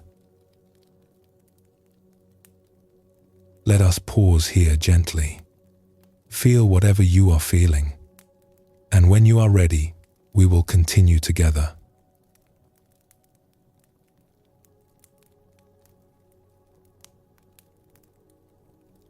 On a clear night, far from the lights of any city, you can look up and see the whole sky. Stars beyond counting. The dark velvet of space stretching out in every direction. It is so vast that it can make you feel very small, and strangely, that smallness does not feel frightening. It feels like relief. Here is something curious about that sky. It is always there. On cloudy nights, on rainy days, on afternoons so grey and heavy that you forget the sun exists, the sky is still there, unchanged, behind it all. The clouds are visitors. The storms are visitors. They come and they go, and the sky does not mind. It does not chase them. It does not cling to them. It simply holds them for as long as they last, and when they leave, it remains. Your mind is like that sky. This may be one of the most comforting things anyone will ever tell you, and tonight, we are going to sit with it for a while. Because most of us have been living as if we are the clouds, as if our thoughts are who we are, as if the weather in our minds is the final truth about us. And it is not. It never was. We think a worried thought, and we become the worry. We think an angry thought, and we become the anger. We think a thought that says, "I am not enough," and we become that smallness, that lack, that quiet despair. The thought fills the whole sky of our awareness, and we forget that the sky was there before the thought arrived and will be there long after it has drifted away. But here is the beautiful part. You do not have to stop the clouds to find the sky. You do not have to fight them or chase them or figure out where they came from. You simply have to remember that the sky is there. And the moment you remember, even for an instant, something shifts. You are no longer trapped inside the weather. You are the vastness that holds it. Let us explore a story about how a person comes to understand this. There was once a scholar who lived in a mountain town. She was a great reader, a great thinker, a collector of ideas and arguments and opinions. Her mind was always busy. It sorted and analyzed and categorized the world from morning until night, and even in her dreams it continued its work, turning over problems, examining them from every angle, looking for the answer to something she could not quite name. She was, by any measure, a brilliant person, but she was not a peaceful one. One year, she heard about an old teacher who lived simply in a small hermitage further up the mountain. People said he was wise. People said he was quiet. People said that being near him felt like sitting beside a still lake. The scholar decided to visit. She packed a bag full of books and notebooks and climbed the trail to his hermitage. The path wound through cedar trees, and the air grew cooler and quieter as she climbed. Birds called to each other in voices that seemed to have all the time in the world. When she arrived, she found a small stone building with a wooden door that had been painted blue a long time ago and had since faded to the color of a winter sky. A garden grew beside it, where beans and squash climbed their poles in patient rows, and somewhere behind the building, a stream made the sound that streams make when no one is in a hurry. The old teacher was sitting outside on a flat rock, doing what appeared to be nothing at all. His eyes were open but soft, as if he were looking at everything and nothing at the same time. "I have come to learn," the scholar said. The teacher nodded. "Sit down," he said. She sat. The rock was warm from the sun. "What troubles you?" he asked. "My mind," she said. "It never stops. I think and think and think, and I cannot find peace. I have read 100 books on how to find peace, and each one gives me more to think about, which makes it worse. I have read the sutras. I have studied the old teachers. I have memorized their words, and still my mind churns like a river after rain. I have come to you because people say you know how to quiet the mind." The old teacher smiled. It was a kind smile, not mocking at all. "I do not know how to quiet the mind," he said. "The mind does what it does. That is its nature. Asking the mind to be quiet is like asking the wind to stop blowing. It will stop when it stops, and then it will start again." The scholar frowned. She had not climbed all this way for that. "Then what do you teach?" "I teach people to sit outside." She waited for more. He seemed perfectly content to let the silence be his second sentence. A bird landed on a branch nearby and considered them both. After a while, she said, "I do not understand." "When you are inside a house," the teacher said, "and a storm comes, what is that like?" "Frightening," she said. "The noise, the shaking. It feels like the walls might not hold. It feels like the whole world is falling apart." "Yes. And when you are outside, on a hilltop, watching the same storm pass through the valley below." The scholar paused. She could almost see it. The dark clouds rolling through the valley, the flickers of lightning, the distant rumble. And herself, sitting on the hilltop, the wind in her hair, watching it all from a place that the storm could not reach. "It is different," she said slowly. "It is still powerful, but there is distance. You can see it for what it is. Just a storm, passing through." "Yes," the teacher said. "Your thoughts are the storm, and you have been living inside the house. I am simply inviting you to come outside." They sat together for a long time after that. She did not read any of the books she had brought. She did not take any notes.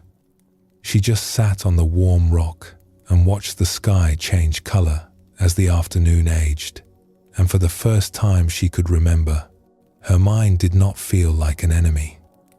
It felt like weather. It felt like something she could watch. This is one of the great discoveries that people come to, sometimes after years of practice, and sometimes in a single quiet moment. The discovery that thoughts are not facts. They are events. They arise, they exist for a little while, and they pass. Like weather, like clouds, like the sound of a bell that rings and then fades into silence. We do not have to believe them. This sounds like such a simple thing to say. But for most of us, it is revolutionary. Because we have spent our entire lives treating our thoughts as though they were absolute truth. The thought says, "You are not good enough," and we believe it, the way we believe gravity. The thought says, "Something terrible is going to happen," and we feel the terror in our bodies as if the terrible thing were already here. The thought says, "You need to fix this right now, or everything will fall apart," and we rush into action, driven by a voice that has no more authority than the wind. The Buddha put this very simply. He said, "We are what we think. All that we are arises with our thoughts. With our thoughts, we make the world." And he did not mean this as a celebration. He meant it as a diagnosis. We are living inside a world that our thoughts have built, and most of the time, we do not realize we are the builders. What would it be like to step outside the house, to watch the storm from the hilltop, to see a thought arise and, instead of climbing inside it and letting it carry you away, simply to notice it and let it pass? There is a beautiful old teaching about this that has been passed around for centuries. A forest monk was asked by a visitor, "What do you do here all day? What is your practice?" The monk said, "I sit. Thoughts come. I let them go. Thoughts come. I let them go. That is all?" The visitor said, "That is your whole practice. What more would you have me do?" The monk said, "Build them a house and invite them to stay?" There is such gentle humor in this, and such wisdom, because this is exactly what we do, is it not? A thought arrives, a worry, a plan, a memory, a judgment, and instead of letting it drift through like a cloud, we build it a house.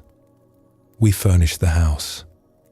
We give the thought a comfortable chair and a cup of tea, and we sit with it for hours, talking it over, decorating the rooms, adding a second floor. We give it a name and a history and a future, and before we know it, we have constructed an entire mansion out of a single passing thought. By the time we are done, we are living with this thought. It has become our roommate, our companion, sometimes our jailer, and we wonder why we feel so crowded inside. We wonder why there is no room to breathe. But it is not that the house is too small. It is that we have filled it with guests who were only ever passing through. Another great teacher, a monk who spent many years in the forests of Southeast Asia, once described his entire approach in just 2 words: letting go. He said you could simplify the whole spiritual path down to this. Whenever a thought arises that pulls you into its story, just let it go. Whenever a desire builds that wants to carry you somewhere, let it go.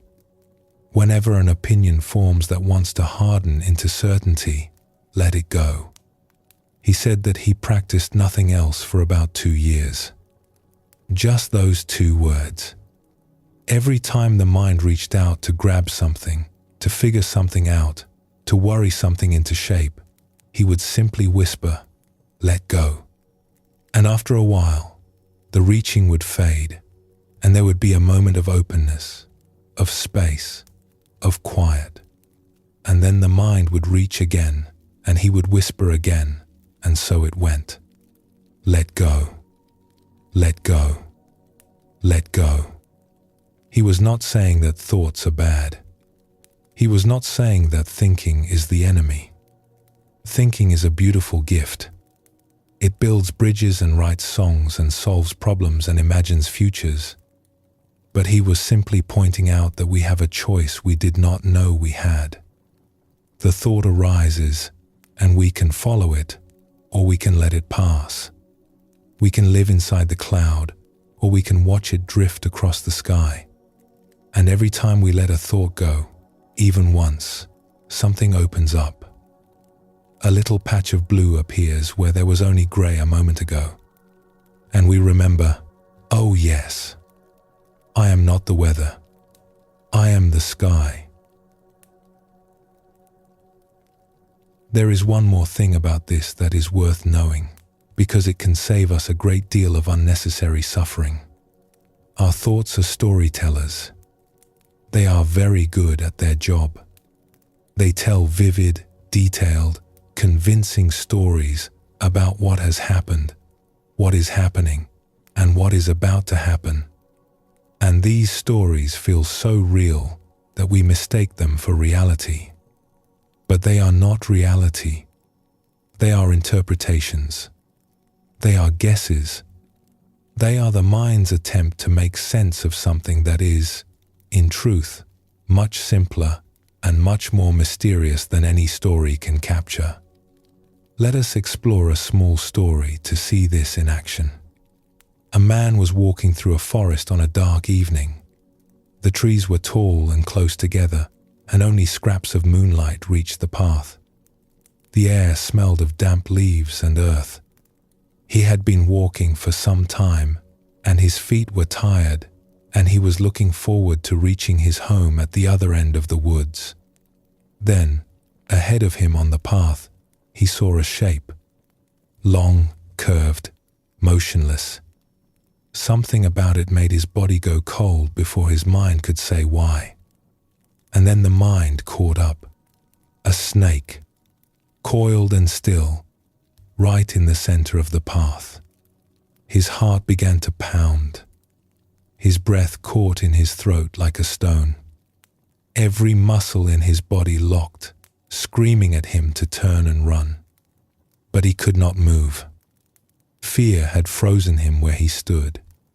He stood there for what felt like a very long time, staring at the shape, his whole being vibrating with alarm. He could feel his pulse in his fingertips. He could hear his own breathing, ragged and shallow. The forest around him, which had been friendly a moment ago, now seemed full of threat. And then a cloud moved, and the moon came out, full and bright, and the pale silver light fell on the path like a gift. And he saw that the shape was not a snake at all. It was a coiled rope that someone had left on the trail. Just a rope. A simple, harmless rope. In an instant, everything changed. The fear drained out of him like water from a cup. His body softened. His hands unclenched. His breath came back in a long, easy wave. He even laughed, a little shakily, at himself, at the whole thing. Nothing on the path had changed. The rope was the same rope it had always been. It had been a rope the whole time he was afraid. The only thing that changed was his thought about it. One moment he thought, snake, and his whole world was fear. The next moment he thought, rope, and his whole world was relief. This is what our thoughts do to us, all day long. They say snake and we suffer. They say rope and we relax. And most of the time we never check. We never wait for the moonlight. We just believe the first story and live inside it, and call it reality. The Buddhist tradition has a word for this. It is sometimes translated as delusion or confusion. But a gentler way to understand it is simply this. We are mistaking our thoughts for the truth. We are confusing the map with the territory. And the map, no matter how detailed, is never the land itself. Think of how many times in your life you have been afraid of something that turned out to be a rope. How many sleepless nights were spent worrying about a conversation that went fine. How many days were shadowed by a fear that never came true. How many arguments were built on a misunderstanding that, once cleared, dissolved like mist in morning light. We do not do this because we are foolish. We do this because we are human. The mind is a storyteller, and storytellers tell stories. That is what they do. The stories are often vivid and detailed and utterly convincing, and we have been listening to them our whole lives without ever thinking to ask, is this one true? Or is this just another story? This is not a failing. It is simply a habit. A very old, very human habit. And like all habits, it can be seen. And in the seeing, it begins to loosen. The moonlight comes through, and the snake, which was never really there, returns to being what it always was. So tonight, as you rest, you might notice your thoughts drifting in and out. Planning, remembering, worrying, imagining. This is not a problem. This is just the mind doing what minds do. It is the wind blowing. It is the clouds forming and dissolving and forming again. You do not have to follow them. You do not have to fight them. You can simply let them pass, the way you would let a leaf float by on a stream. You see it. You notice it. And then it is gone, and you are still here. Still the water. Still the sky. Still the awareness that holds everything and is held by nothing. The Buddha once said, "Nothing is permanent. Everything is subject to change." Be a light unto yourself. And perhaps this is part of what he meant. Do not anchor yourself to your thoughts, because thoughts change like the wind. Anchor yourself instead to the awareness that watches the thoughts come and go. That awareness does not change. It does not age. It does not worry. It simply is. And in that simple is, there is more peace than all the thoughts in the world could ever offer. There is a Zen poem that goes like this, though I will share it gently and in my own way. It says, "On a clear night, sitting quietly, the moon reflected in a still pond. But even when clouds cover the moon is still shining. And even when the wind disturbs the pond, the water is still water. You are the moon. You are the water. The clouds and the wind are just passing through. They always have been." Let us rest here for a moment. Let the thoughts come and go as they will. And when you are ready, we will continue together.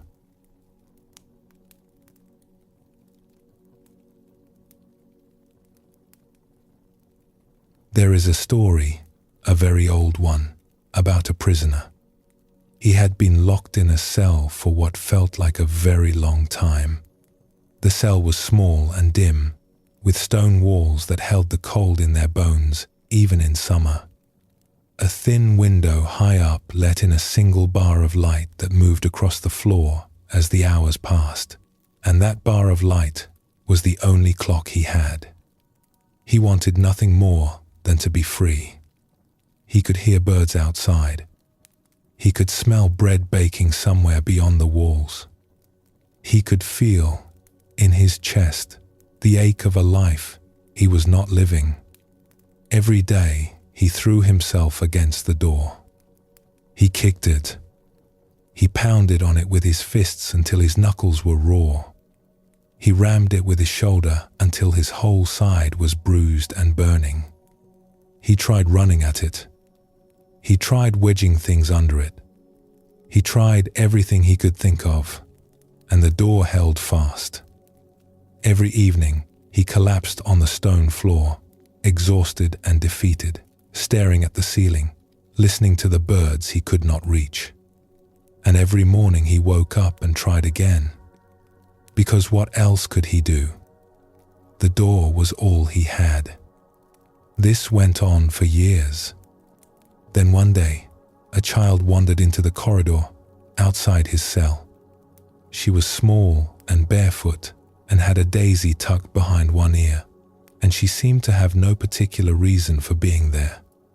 She looked at the man through the bars with clear, curious eyes and said, "Why do you not just come out?" "The door is locked," the man said bitterly. "I have been trying to open it for years." The child tilted her head, the way children do when they are genuinely puzzled by something that adults have made complicated. She walked over to the door and placed her small hand on it. And she pushed. Not hard. Barely at all. The way you might push open a garden gate.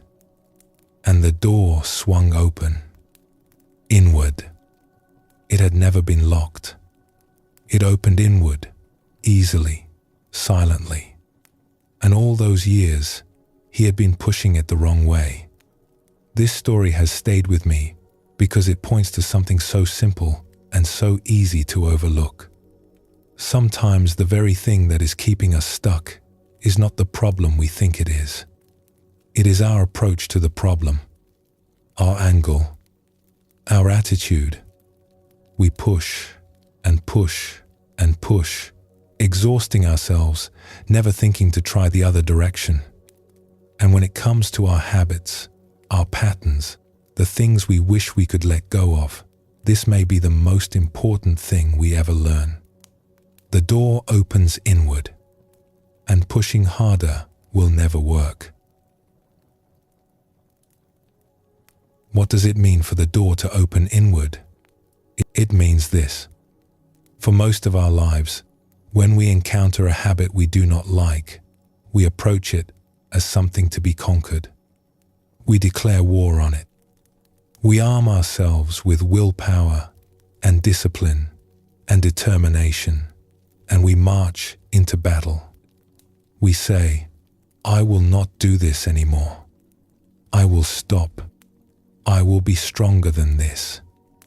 And sometimes, for a little while, it works. We white-knuckle our way through a day, a week, a month. We feel proud. We feel strong. We feel like we are winning. But the habit has not gone anywhere. It is waiting, patiently, just behind the door. It has not changed. It has not healed. It has simply been held at bay by force, the way you might hold a door shut with your body while something presses from the other side. And the moment our willpower runs thin, as it always does, because willpower is not an endless well, but more like a battery that drains with use, the habit floods back in, and we feel worse than before. Because now we have not only the habit, but the failure of having tried to conquer it and fallen short. And that failure feeds something even heavier than the habit itself. It feeds the belief that we are weak, that something is wrong with us, that everyone else seems to manage just fine and we are the only ones who cannot. This is such a painful cycle, and it is so common. Nearly everyone who has ever struggled with a habit knows this loop. Try, fail, blame yourself, try harder, fail again, blame yourself more. Each lap around the track leaves you more tired and more convinced that you are the problem. The Buddha saw this very clearly, thousands of years ago. He spoke of a middle way. Not the way of harsh control, not the way of giving up entirely, but something in between. Something gentler, something wiser. Before he found this middle way, he had tried the path of extreme discipline, denying himself food and comfort, pushing his body to its limits, trying to overcome his own nature by sheer force. And it did not work. He grew thin and tired, but no closer to peace. What he discovered, sitting quietly beneath a tree on a cool evening, was something else entirely. Not that the answer was to try harder, but that the answer was to see more clearly, to bring a different quality of attention to the struggle itself, not the attention of a warrior, the attention of a healer. And that seeing begins with a shift in how we relate to the very thing we are struggling with. Let us explore what this shift looks like. There is a story about a young woman who loved to make pottery. She had a small studio in the back of her home, and she spent hours there, shaping bowls and vases from wet clay. She was good at it. Her hands knew the clay the way a musician's hands know their instrument. People admired her work, but she had one problem. Whenever she sat down at the wheel, a voice inside her would start up. This one will not be as good as the last one. The glaze will be uneven. The shape will be off. Everyone will see that you are not as talented as they think. She knew this voice well. It had been with her for as long as she could remember. It followed her into every part of her life, not just the studio. It whispered when she spoke in a group. It muttered when she looked in the mirror. It hummed quietly in the background of even her happiest moments, like a low, persistent note that colored everything. She had tried everything to silence it. She had argued with it. She had told herself it was wrong. She had filled notebooks with affirmations, writing the opposite of everything the voice said. She had punished herself for listening to it, calling herself weak, telling herself to just get over it. Nothing worked. The voice always came back. And each time it returned, it felt like proof that she was failing. Then one autumn, she visited an old potter in a village in the hills. He was famous for his work, and she wanted to learn from him. She arrived at his studio expecting to talk about technique, about glazes and firing temperatures and the right kind of clay. Instead, the old man invited her to sit and have tea. After a while, she confessed her problem. The voice, the doubt, the feeling that she could never quite be good enough. The old potter listened carefully. When she was finished, he was quiet for a long moment. Then he said something she did not expect. "Have you ever thanked it?" She stared at him. "Thanked it? Why would I thank the thing that makes me miserable?" "Because it is trying to protect you," he said simply. "It does not want you to be hurt. It does not want you to fail in front of others. It does not want you to feel the pain of falling short. It is doing a clumsy job, yes, but its intention is not cruelty. Its intention is safety." She sat with that for a moment. It had never occurred to her to see the voice that way. She had always treated it as an enemy, as something to be defeated. What would happen, the old potter said, if instead of fighting it, you simply said, "I hear you. Thank you for trying to keep me safe. But I am going to sit down at the wheel now, and I am going to see what happens." Would the voice go away? She asked. "Perhaps not," he said, "but you might stop being at war with it." And a potter who is not at war with herself makes much better pots. This is the shift, and it is so quiet, so subtle, that you might miss it if you are not paying attention. But it changes everything. The shift is from, "I must defeat this," to, "I can be curious about this." From, "What is wrong with me?" to, "What is this trying to tell me?" From I should be able to control this to this is a place in me that is asking for more kindness. There is a line from a Zen teaching that says, "The way out is through." But perhaps it would be even more accurate to say, the way out is a change in how we walk through. When we approach our stuck places with harshness, with the sharp, urgent energy of, "I need to fix this right now," we are operating from the same tight, contracted place that created the pattern in the first place. It is like trying to untie a knot by pulling harder on the rope. The harder we pull, the tighter the knot becomes. But when we approach with gentleness, with genuine curiosity, with the kind of open attention that does not demand results, something shifts in the whole system. The knot does not tighten. It begins, slowly, on its own time, to loosen. This is not a trick. It is not a technique designed to manipulate ourselves into changing. It is simply the natural result of bringing warmth to a place that has been cold.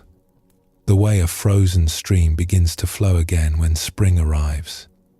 Spring does not argue with the ice. It does not shame the ice for being frozen. It does not stand beside the stream and say, "You should be flowing by now. What is wrong with you? All the other streams are flowing." It simply warms the air, gently, patiently, and the ice responds in its own time, in its own way. We have all felt this in small ways. Think of a time when someone listened to you without trying to fix you. Really listened. Not offering advice. Not rushing to solutions. Just being with you in whatever you were feeling. Do you remember what happened inside you? Something softened, did it not? Something unclenched. Not because they solved your problem, but because you felt met. You felt held. You felt that someone was present with you in the difficulty, and that presence itself was the warmth. This is what we are learning to offer ourselves. Not a fix, not a cure, just presence, just warmth, just the willingness to sit beside our own frozen stream and say, "I am here." Take all the time you need. There is a teaching from an old Buddhist master that puts this beautifully. He said, "We see ourselves clinging, and we know it, but we still cannot let go. This already is most of the path." Think about that for a moment. Just seeing the pattern, just recognizing the clinging, without being able to change it yet, that is already most of the journey. Not all of it, but most of it, because the seeing is the warmth. The seeing is the spring. And once the warmth is there, the melting has already begun, even if we cannot see it yet. This is such a kind teaching. It takes all the pressure off. You do not have to be able to let go right now. You just have to see. And the seeing, over time, in its own way, does the rest. It is like planting a seed. You place it in the soil. You water it, and then you wait. You do not dig it up every morning to check if it is growing. You do not yell at it for being slow. You do not compare it to the seed your neighbor planted. You trust the process. You trust the soil and the water and the sun and the ancient, patient intelligence of the seed itself, which has been growing things since long before any of us were here. And one morning, you walk outside, and there is a green shoot, tender and new, reaching toward the light. It was growing the whole time. You just could not see it yet. Your awareness is the water. Your kindness is the sun. And the seed is already planted. It has been planted your whole life. You do not need to force it. You just need to stop standing in its light. Let us return to the young potter for a moment. She went home from the old man's studio that autumn and sat down at her wheel. The light in her studio was soft and golden, the way autumn light is, and the air smelled of wet clay and the last of the season's rain. The voice was there as always, as familiar as her own breath. This will not be good enough. You are not good enough. You never have been. But this time, instead of fighting it, she did something different. She let it be there. She did not agree with it. She did not argue with it. She did not try to drown it out with louder thoughts or bury it under affirmations. She simply noticed it, the way you might notice rain on the window while you are reading a book. Present, audible, but not in charge. I hear you, she whispered. Not to anyone else, just to herself. To that scared, protective part of her that had been shouting warnings for as long as she could remember. I hear you. You have been working so hard to keep me safe. And I am going to make a pot now. She placed her hands on the clay. It was cool and damp and familiar, and something in her settled at the touch. This was what her hands knew. This was what they had always known.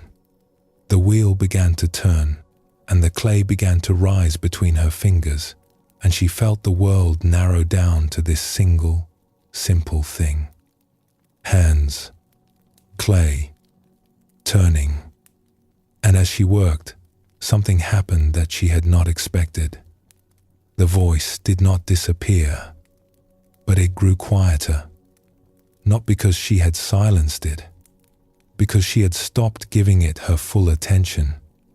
She had turned her awareness, gently, kindly, toward the clay, toward the turning wheel, toward her hands and what they knew how to do. And in that turning toward, the voice simply had less room. Not no room, just less.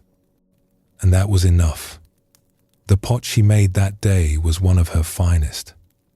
Not because the doubt was gone, but because she was no longer at war with it. She had stopped pushing the door outward. She had turned around and walked through. The Buddha once said, "There is no path to peace. Peace is the path." And perhaps this is what he meant. We do not arrive at freedom after a long struggle. Freedom is what appears when we stop struggling. Not when conditions are perfect. Not when all our habits are cured and all our doubts are resolved. Right now, in this breath, in this moment of choosing kindness over combat. There is a small Zen story that carries this spirit beautifully. A student asked his teacher, "What is the secret to a happy life?" The teacher said, "Attention." "Yes, but what else?" "Attention. Surely there is more to it than that." The teacher smiled. "Attention. That is the whole secret. Not a fierce, straining attention. Not a critical, searching attention, but a warm, open, curious attention. The kind that says, 'Tell me more.' The kind that says, 'I am interested in what is happening here.' The kind that looks at a habit, a fear, a doubt, and instead of flinching, leans in just slightly and says, 'I see you. You are welcome here. Now, let us see what happens.' This is the door opening inward. This is the shift, and it is available to you in every single moment, no matter how stuck you feel, no matter how long you have been pushing, no matter how many times you have tried and given up. The door was never locked.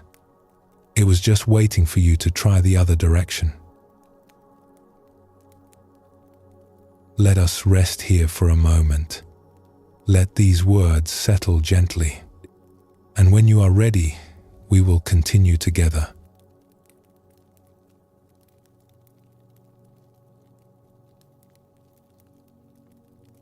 In the dry season, the earth cracks. If you have ever seen it, you know how it looks. The soil splits into patterns, like a puzzle pulling apart. The ground that was once soft becomes hard and closed, and nothing seems to grow. The earth is waiting, not broken, just thirsty, just waiting for rain. And when the rain finally comes, something extraordinary happens. It does not happen all at once. The first drops fall, and the hard ground resists. The water beads on the surface, rolls into the cracks, and for a moment it seems like the rain will not make any difference at all. The earth is too hard, too dry, too closed. But the rain keeps falling, gently, patiently, drop after drop after drop, and slowly the ground softens. The cracks begin to fill. The hard surface gives way, and the water sinks in, deeper and deeper, reaching places that have not been touched in a long, long time. And then, almost overnight, green things appear. Tiny shoots, small flowers, life that was waiting just beneath the surface, needing nothing but water to wake up. If you have ever watched this happen, in a garden, or a field, or a patch of earth beside a road, you know there is something deeply moving about it. The patience of it. The way the earth does not need to be taught how to grow. It simply needs to be given what it has been missing. And then it remembers. All on its own, it remembers. This is a beautiful way to understand what happens when we bring attention and tenderness to the places in us that have been dry for a long time. The places that are cracked and hard and closed. Not because life has treated us badly, necessarily, but simply because life is life, and all of us accumulate dry places over time. Places where old pain hardened into habit. Places where we stopped feeling because feeling was too much. Places where we built walls that were meant to be temporary and then forgot they were there. These places are not beyond hope. They are not permanent. They are simply waiting for something gentle enough to reach them. And this is what we are going to explore now. What happens when the rain comes? There is a story about a young person who struggled for several years with a difficult relationship with food. It began quietly enough, the way these things often do. A stressful time in life, a lot of uncertainty, and the discovery that eating certain things brought a kind of comfort, a warmth, a temporary feeling of fullness that was not just physical but emotional. For a little while, the world felt less overwhelming. The edges softened. The noise quieted. But the comfort never lasted. It faded quickly, the way a candle flickers and goes out, and in its wake came something else. A heaviness. A shame that settled into the body like wet sand. Not a sharp, dramatic shame. More like a fog that crept in and colored everything gray. And so the cycle would begin again. The stress, the reaching for comfort, the brief relief, the shame, and then the reaching again. Because the shame itself was something that needed soothing. And the only soothing this person knew was the very thing that brought the shame. It was a circle with no exit. Or so it seemed. This person tried everything to break the pattern. They made rules. They made promises to themselves, serious, heartfelt promises, the kind you make at midnight or on the first day of a new year. They used willpower the way you use a dam to hold back water, and for a while it held, and then it broke, and the flood came, and they felt worse than before. They tried different approaches, different strategies, different books with bright covers and confident titles. They told themselves they just needed to be stronger, more disciplined, more in control. Nothing worked. And the hardest part, the part that made the whole thing so much heavier than it needed to be, was the feeling that it was their fault, that they were weak, that other people managed their lives just fine, and something must be wrong with them at some deep, unfixable level. A flaw in the foundation, a crack that went all the way down.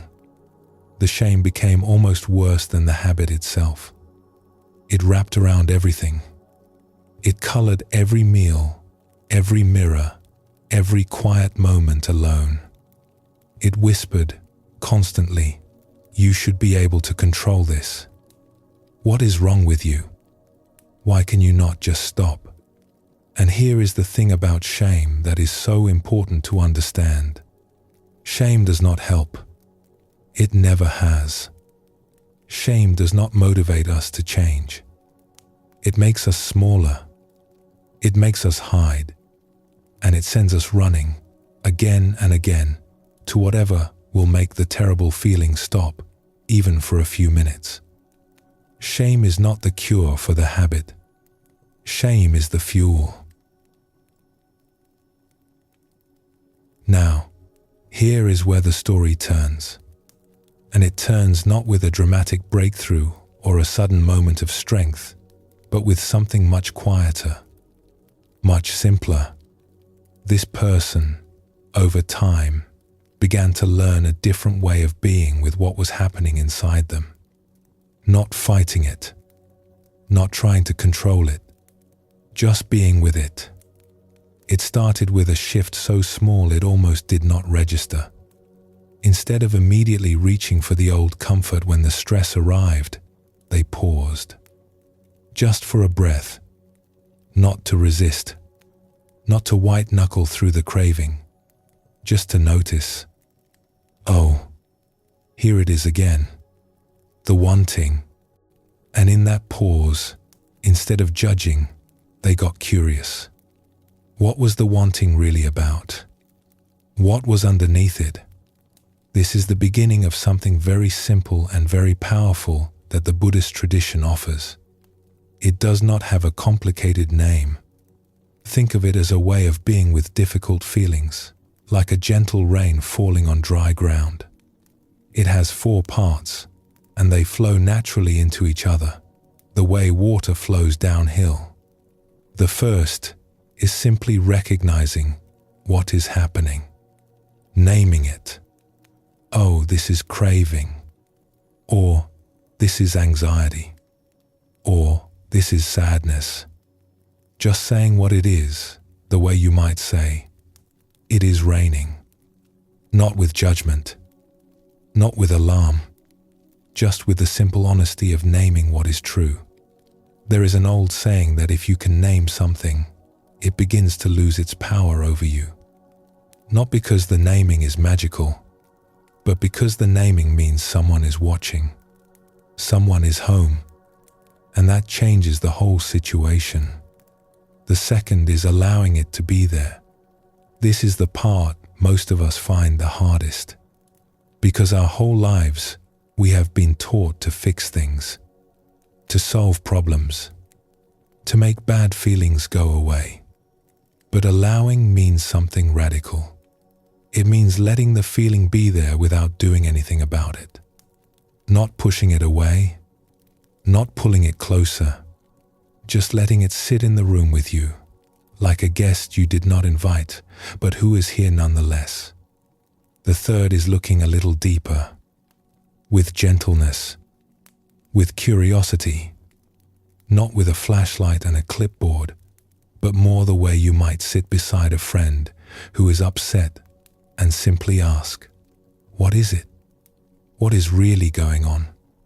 When we look beneath the surface of our habits, beneath the craving or the anger or the worry, we almost always find something tender, something vulnerable, an old need that was never quite met, a longing for safety, for love, for the feeling that we are enough. And the fourth, which flows from the third like water from a spring, is to offer that tender place what it actually needs.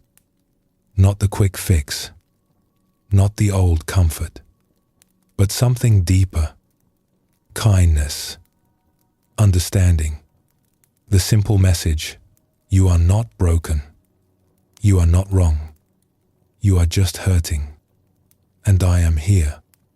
These 4 movements are not a formula. They are not steps to be memorized and performed in order. They are more like the natural unfolding of what happens when a compassionate person sits down beside someone who is suffering. First, they see, then they accept, then they listen, and then they care. It is what love does, and this is simply love turned inward. Let us return to our story. This young person, sitting with the craving, began to look underneath it. Not all at once. It happened gradually, over many months, the way you slowly learn the landscape of a place you have moved to. At first, what they found was discomfort, a restless, agitated feeling that did not want to be still. But as they stayed with it, gently, without forcing anything, something deeper revealed itself. Beneath the craving, they found sadness. And beneath the sadness, they found something they had not expected. A deep, old feeling of not being enough. A feeling so familiar it was like the wallpaper in a room they had lived in their whole life. They had stopped seeing it, but it was there, covering everything. A quiet, persistent belief that they were somehow less than, somehow flawed in a way that could not be fixed. This is what the old, wise teachers mean when they talk about unmet needs. Somewhere in this person's life, perhaps very early, the need to feel worthy, to feel lovable, just as they were, had not been fully met. And the eating, the reaching, the comfort, it was all an attempt, a very human and understandable attempt to fill that empty place, not out of weakness, out of love, out of a deep desire to be okay. When this person saw this, really saw it, something shifted. Not the harsh seeing of judgment, not the cold seeing of analysis, a warm seeing, a tender seeing, the kind of seeing that says, oh, I understand now. And from that understanding, almost without effort, a question arose. It came from somewhere deep and quiet, from the wisest part of them. What does this place need? What does this young, hurting part of me actually need? And the answer was so simple it nearly brought them to tears. It needed to know it was loved. It needed to hear that it was okay, that it was not broken, that it was not alone. So they offered that, not as a technique, not as a strategy, but the way you might hold a child who has been crying for a long time and has finally worn themselves out and just needs someone to say, I have got you. I am here. You can rest. They placed their hand on their own heart and they said, very quietly, I am sorry you have been hurting for so long. I am here now, and you are okay. You have always been okay. Now, something important needs to be said about what happened after this, because it is easy to imagine that this was a single, shining moment of breakthrough, and then everything was fine. It was not like that. The habit did not vanish overnight. The craving came back. The old patterns reasserted themselves. There were still difficult days and difficult nights. But something had changed, and it was this.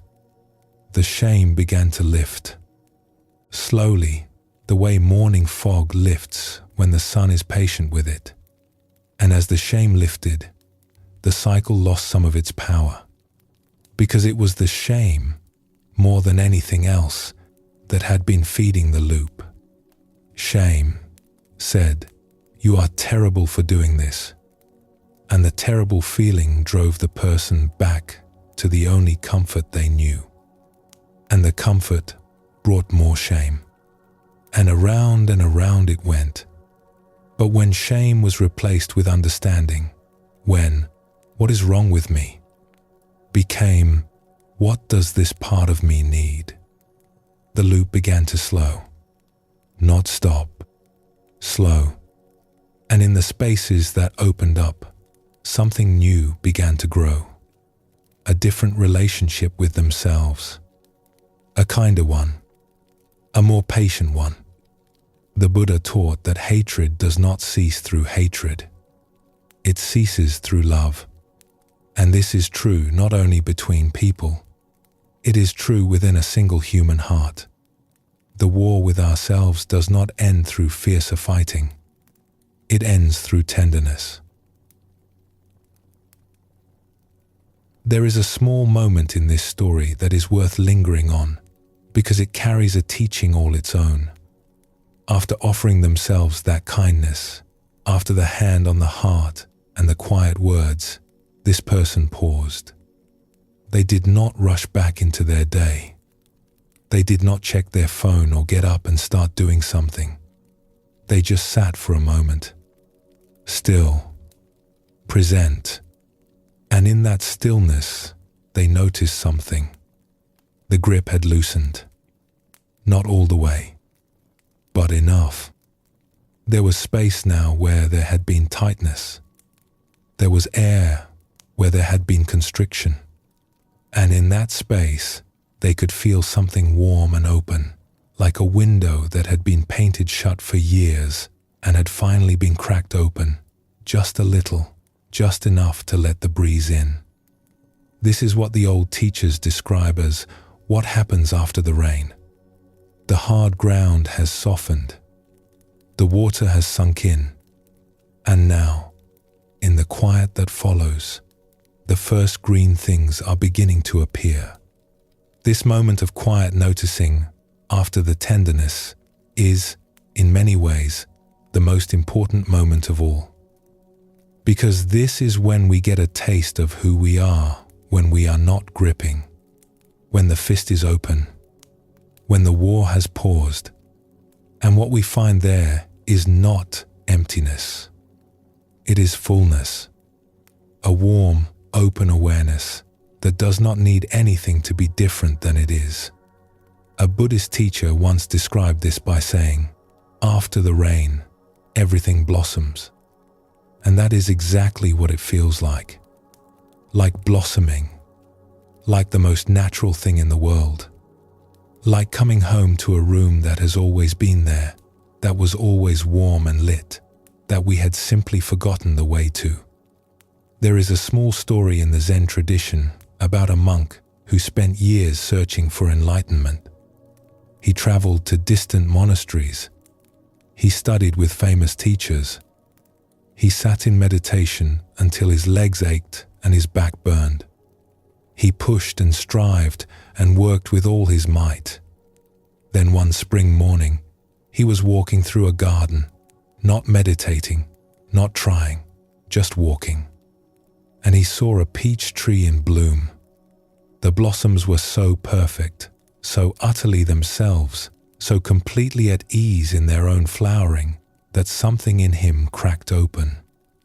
Not from effort, from beauty, from the simple recognition that the tree was not trying to blossom. It was simply doing what it naturally did when the conditions were right. And he laughed. He laughed because he had been looking everywhere for something that was already happening. The blossoming was not something he had to achieve. It was something he had to stop preventing. This is what happens when we meet our difficult places with gentleness instead of force, We stop preventing our own natural flowering. We soften the ground. We let the rain in. And then we get out of the way. Let us explore one more small story, because it shows how this same gentle approach works even in the quick, ordinary moments of a day. There is a story about a woman who was learning to be more patient with her own anger. She had a good heart, everyone said so, but she had a quick temper, and it frightened her sometimes how fast the heat could rise. She would say something sharp to her children or snap at her partner over something small, and then spend the rest of the evening feeling terrible about it. The anger and the guilt chased each other in circles. One evening, she was cooking dinner. It had been a long day. The kitchen was warm and messy, and the children were loud, and she could feel the familiar heat building in her chest. One of the children knocked over a glass of water, and it spread across the counter and dripped onto the floor, and she felt the anger flare like a match struck in a dark room. But this time, she caught it. Not before it arrived. She was not that quick yet. But just after, she felt the heat, and she recognized it. Oh, she thought, here it is. The anger. She did not try to push it away. She did not scold herself for feeling it. She just stood there for a moment, a dish towel in her hand, water dripping on her feet, and she let the anger be there. She let it fill her chest and her throat and her clenched jaw. And then, very gently, she looked underneath. And what she found surprised her. It was not really anger at all. It was exhaustion. It was the weight of a day that had asked too much of her. It was a longing to be taken care of, to be the one someone cleaned up after, just once. It was a tiredness so deep it had disguised itself as fury. Oh, she said softly, you are just tired. And something in her chest unclenched. Not all the way, but enough that when she looked at her child, standing there with round, worried eyes, she could smile. She could kneel down and say, "It is all right, sweetheart. Let us clean this up together." The anger did not disappear forever. It came back. It always does. But each time she met it with that gentle curiosity, each time she looked underneath and found the tiredness or the longing or the need, it lost a little of its sharpness. It became less like a fire and more like a signal, a messenger arriving to tell her something she needed to know. The Vietnamese Zen master Thich Nhat Hanh once said, "When we are angry, we are not usually angry for the reason we think." And this is so often true. The surface emotion is like the tip of something larger, and when we have the courage to look below the surface, gently, without judgment, we find something much more tender.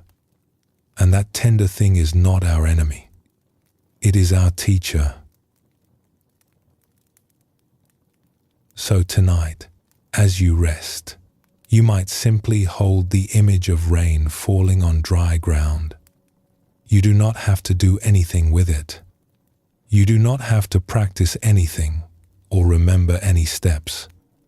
Just hold the image. Let it be something quiet and good in the background of your mind. The rain falls. The earth softens. Something begins to grow. Whatever in you is dry and cracked and waiting, it is not beyond reach. It is not broken beyond repair. It is simply thirsty. And the rain it is waiting for is nothing more than your own gentle, kind attention. Your willingness to look beneath the surface. Your willingness to ask, what does this part of me need?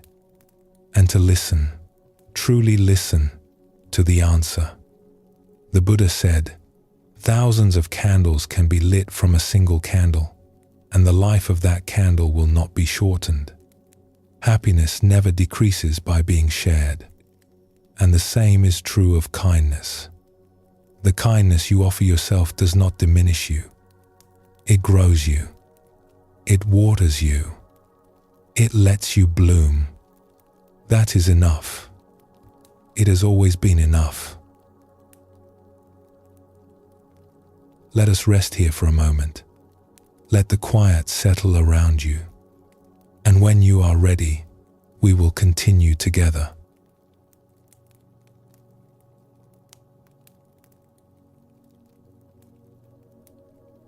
Sometimes, after all the learning and all the searching, the thing that finally changes us is the simplest thing in the world. Not a book, not a teacher, not a breakthrough, just a moment. A single quiet moment when something inside us opens, the way a hand opens when it has been holding on for a very long time and finally forgets why. There is a story about a woman. We do not know much about her. We do not know her name, or where she lived, or what she did for a living. We only know what happened to her one day, and it is enough. She let go. She did not plan it. She did not mark a date on a calendar or announce it to anyone.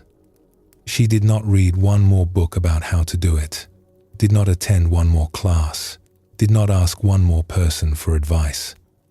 She did not journal about it, or make a list of pros and cons, or promise herself that this time, it would be different.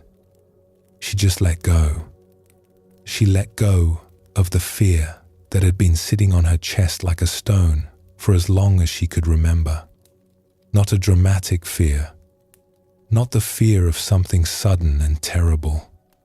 The quiet, everyday fear. The fear that she was not keeping up. The fear that she would be found out. The fear that the people she loved would one day look at her and see what she saw when she looked in the mirror on her worst days. She let go of the judgments, the ones she had been making about herself, that she was too much of this and not enough of that, and the ones she had been making about everyone else, measuring and comparing and keeping a silent ledger that no one had asked her to keep. She let go of all the opinions that swirled around her head like leaves caught in a wind that never stopped blowing. Other people's opinions about how she should live. Her own opinions about how other people should live. Opinions about opinions. The whole spinning, chattering, exhausting swarm of them. She let go of the committee of indecision that lived inside her. All those voices arguing about the right thing to do, the safe thing to do, the smart thing to do, until she could not hear her own heart anymore beneath all the noise. The committee had been in session for years, and it had never once reached a conclusion, and she finally let it adjourn. She let go of all the right reasons, all the careful calculations about how to do things properly, all the plans and strategies and backup plans for the backup plans. She let go of needing to know how the story would end before she was willing to live it. She let go of the memories that held her back. Not the memories themselves, which were part of her and always would be, but the grip of them. The way certain memories had become chains rather than stories. She let the chains fall and kept the stories, and the stories, unchained, became lighter than she ever imagined. She let go of the planning and the calculating and the constant, wearying effort of trying to do everything right. She did not promise to let go. She did not write the date in her calendar. She made no public announcement. She just let go. And she did this wholly, completely, without hesitation or worry. The way a tree drops a leaf in autumn. Not because the tree has decided to. Not because the tree has worked through its feelings about the leaf.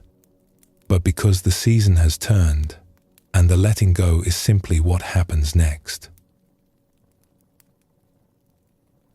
There is something in this story that touches a very deep place in us. perhaps because we recognize it, not as something we have done, but as something we long to do, something we can feel the possibility of, the way you can feel rain in the air before it arrives.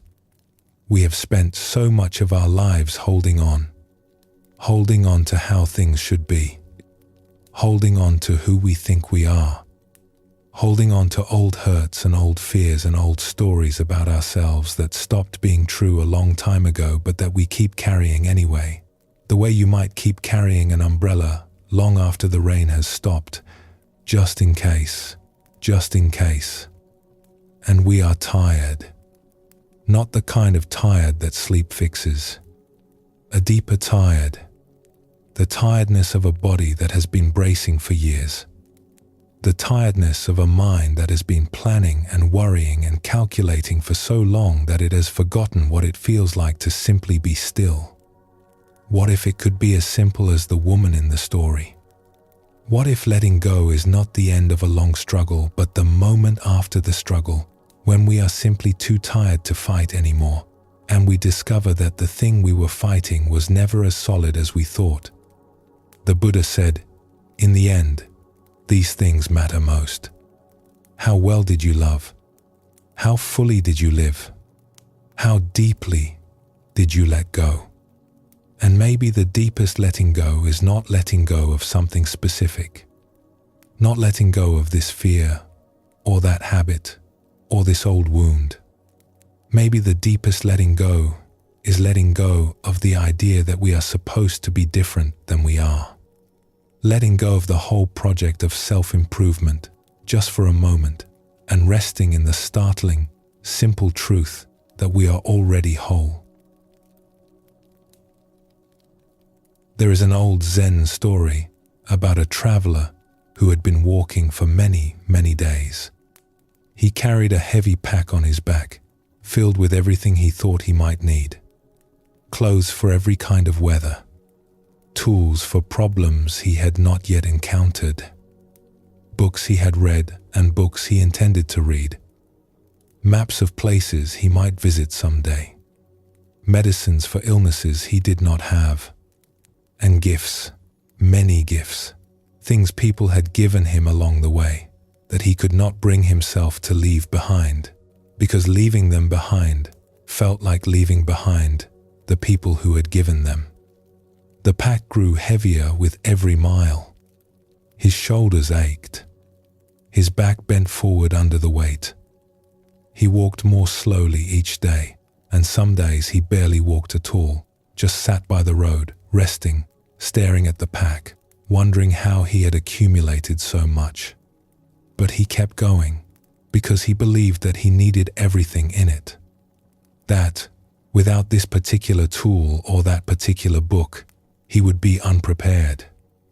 That the world would present him with a situation he could not handle, and he would reach for the thing he needed and find it gone. One evening, he came to a river.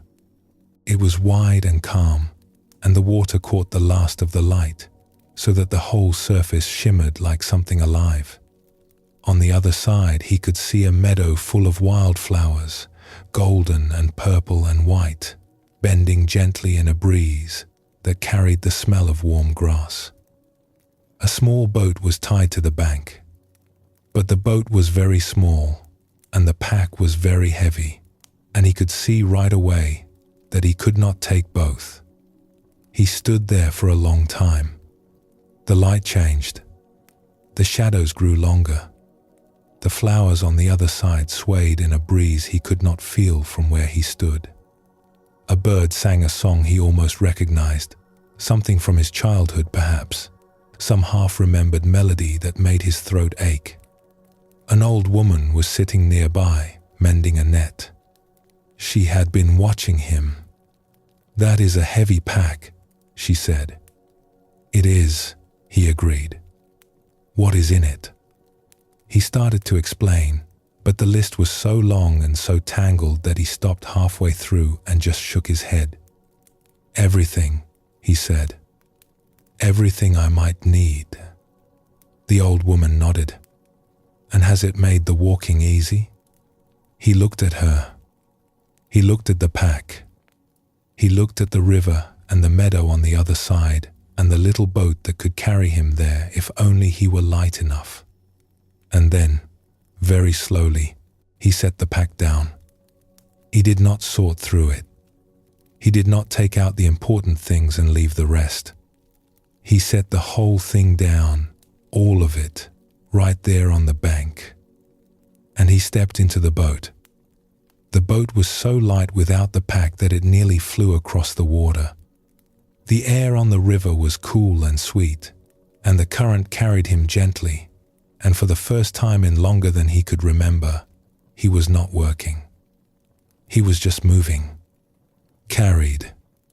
When he reached the other side and stepped into the meadow, he stood for a moment, feeling the grass under his bare feet and the breeze on his face and the immense, dizzying freedom of having nothing on his back. And he realized something that made him laugh out loud. He could not remember what was in the pack. He could not remember a single thing. Whatever it had held, it was not his anymore. And he was lighter than he had been in years. This is what letting go feels like when it finally happens. Not loss. Not sacrifice. Not giving something up. Lightness. The astonishing lightness of setting down what we never needed to carry. Now, there is something important to understand about the woman in our story.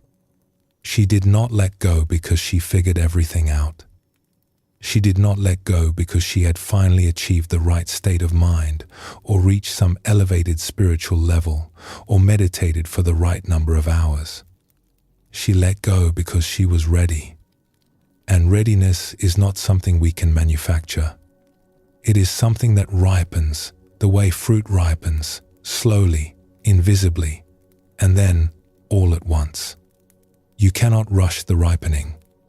You cannot stand beneath the tree and demand that the apple fall. But you can do what the tree does. You can keep your roots in the soil. You can keep turning toward the light. You can keep drawing water up from the deep places. And you can trust that the fruit knows when it is time. Everything we have been exploring tonight, the noticing, the gentleness, the willingness to look underneath our habits and meet what we find there with kindness, all of it is part of the ripening. Every moment of awareness, no matter how small. Every breath of self-compassion, no matter how brief. Every time we catch ourselves clenching and simply notice, without judgment, oh, there I go again. All of it is the fruit growing heavier on the branch. All of it matters, even when it does not feel like it. Especially when it does not feel like it. And then one day, without drama, without fanfare, without anyone watching, the fruit falls. There was no effort. There was no struggle. It was not good and it was not bad. It was what it was. And it is just that. A great Zen master once said, "If you let go a little, you will have a little peace. If you let go a lot, you will have a lot of peace. If you let go completely, you will have complete peace." This is not a demand. It is a promise. A gentle, patient promise that says, whenever you are ready, peace is here. It has always been here. It is what remains when the holding stops. Let us return to our woman one more time. When she let go, no one was around. There was no applause, no congratulations. No one thanked her or praised her. No one noticed a thing. It happened in perfect privacy, the way the most important things in life often do. The way a heart heals. The way forgiveness arrives. The way you realize one morning that you are no longer carrying something you carried for years, and you cannot even say when you set it down. Like a leaf falling from a tree, she just let go.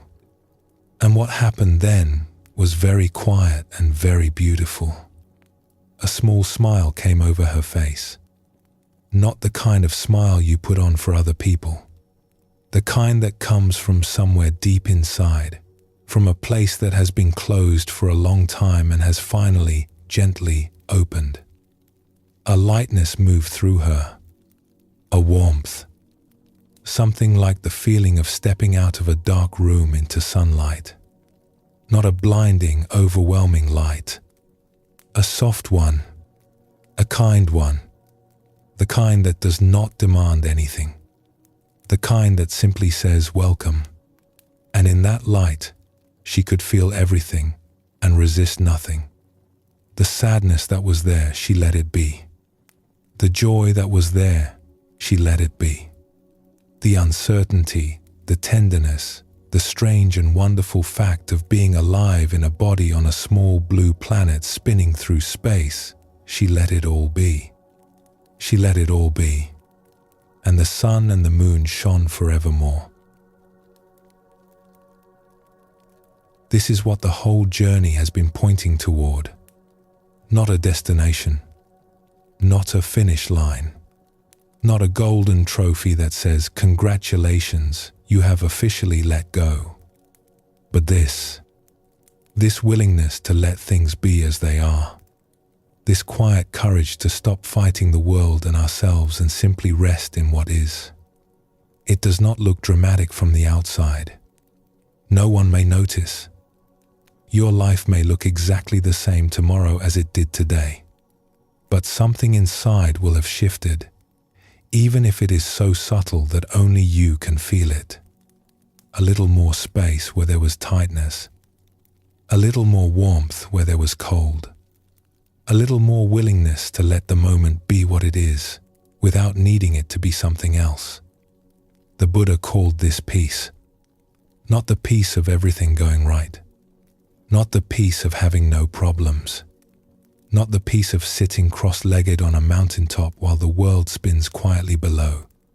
But the peace that exists beneath all of it, like the stillness at the bottom of the ocean, undisturbed by whatever storms are moving across the surface. The peace that is already here, in this breath, in this body, in this very ordinary, very extraordinary moment. You have this peace in you right now. You have had it all along. It was there when you were worrying. It was there when you were afraid. It was there when you were gripping and reaching and trying so hard to hold everything together. It was there underneath, patient and quiet and vast, the way the earth is patient beneath the snow, waiting for you to stop long enough to notice. You do not have to create it. You do not have to earn it. You only have to let yourself rest in it. The way you would rest in a warm bath at the end of a long day. The way you would rest in the arms of someone who loves you completely and asks nothing in return. The way the earth rests when winter comes, still and deep, trusting that spring will follow because it always has. There is a teaching that says we are always already free. That freedom is not something we move toward. It is something we remember. Like a dreamer who wakes up and realizes they were safe in bed the whole time. The dream was vivid. The dream was convincing. The dream may even have been beautiful in places, or frightening, or strange. But it was always a dream. And the bed was always there, warm and steady and holding you. Tonight, if only for this moment, you can rest in that bed. You can let the dreams be dreams. You can let the stories be stories. You can let the fears and the habits and the old familiar patterns be exactly what they are. Clouds in a vast sky. Waves on a deep ocean. Leaves falling from an ancient tree, spinning slowly in the golden light, finding their way to the ground, in their own time, in their own way. They are not you.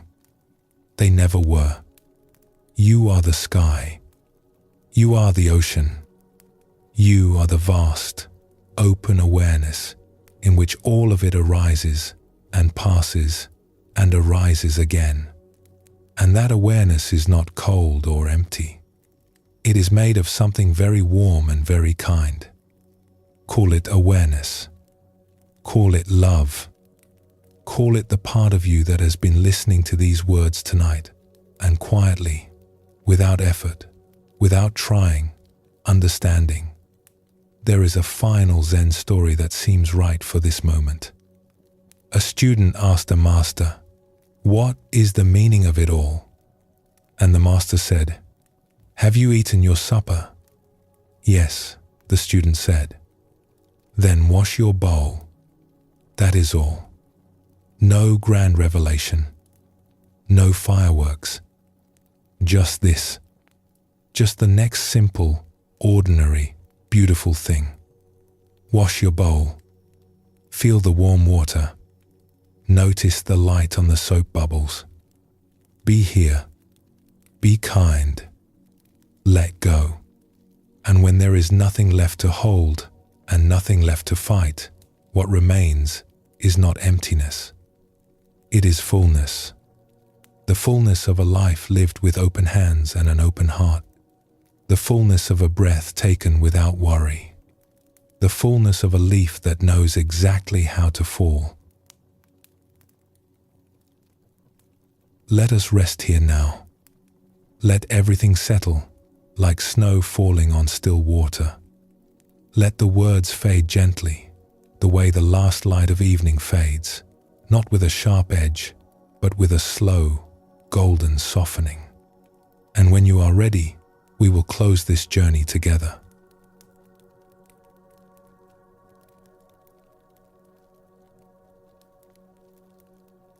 Thank you for being here tonight.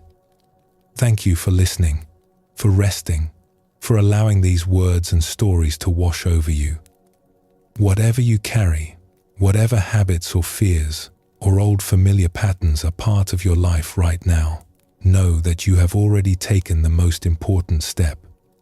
You showed up, you listened, and something in you, whether you felt it or not, has softened. Letting go is not something you do once. It is something that happens again and again, in small and quiet ways, for the rest of your life. A breath you did not know you were holding, released. A thought you did not know you were gripping, noticed and let go. A moment of kindness toward yourself that you did not know you needed until it arrived. Drop by drop, the jug fills. Breath by breath, the heart opens. And one day, without planning it, or even noticing it at first, you realize that you are lighter than you used to be, that the world looks a little different, that the hands you used to clench are resting, open, in your lap. There is nothing more you need to do tonight. The stories will stay with you. The teachings will find you when you need them. And the peace that we touch together, even briefly, is always here. It does not leave. It is waiting, gently, for you to return. Rest now. Let it all be. Sleep well, and thank you for joining us here at Sleepy Monk.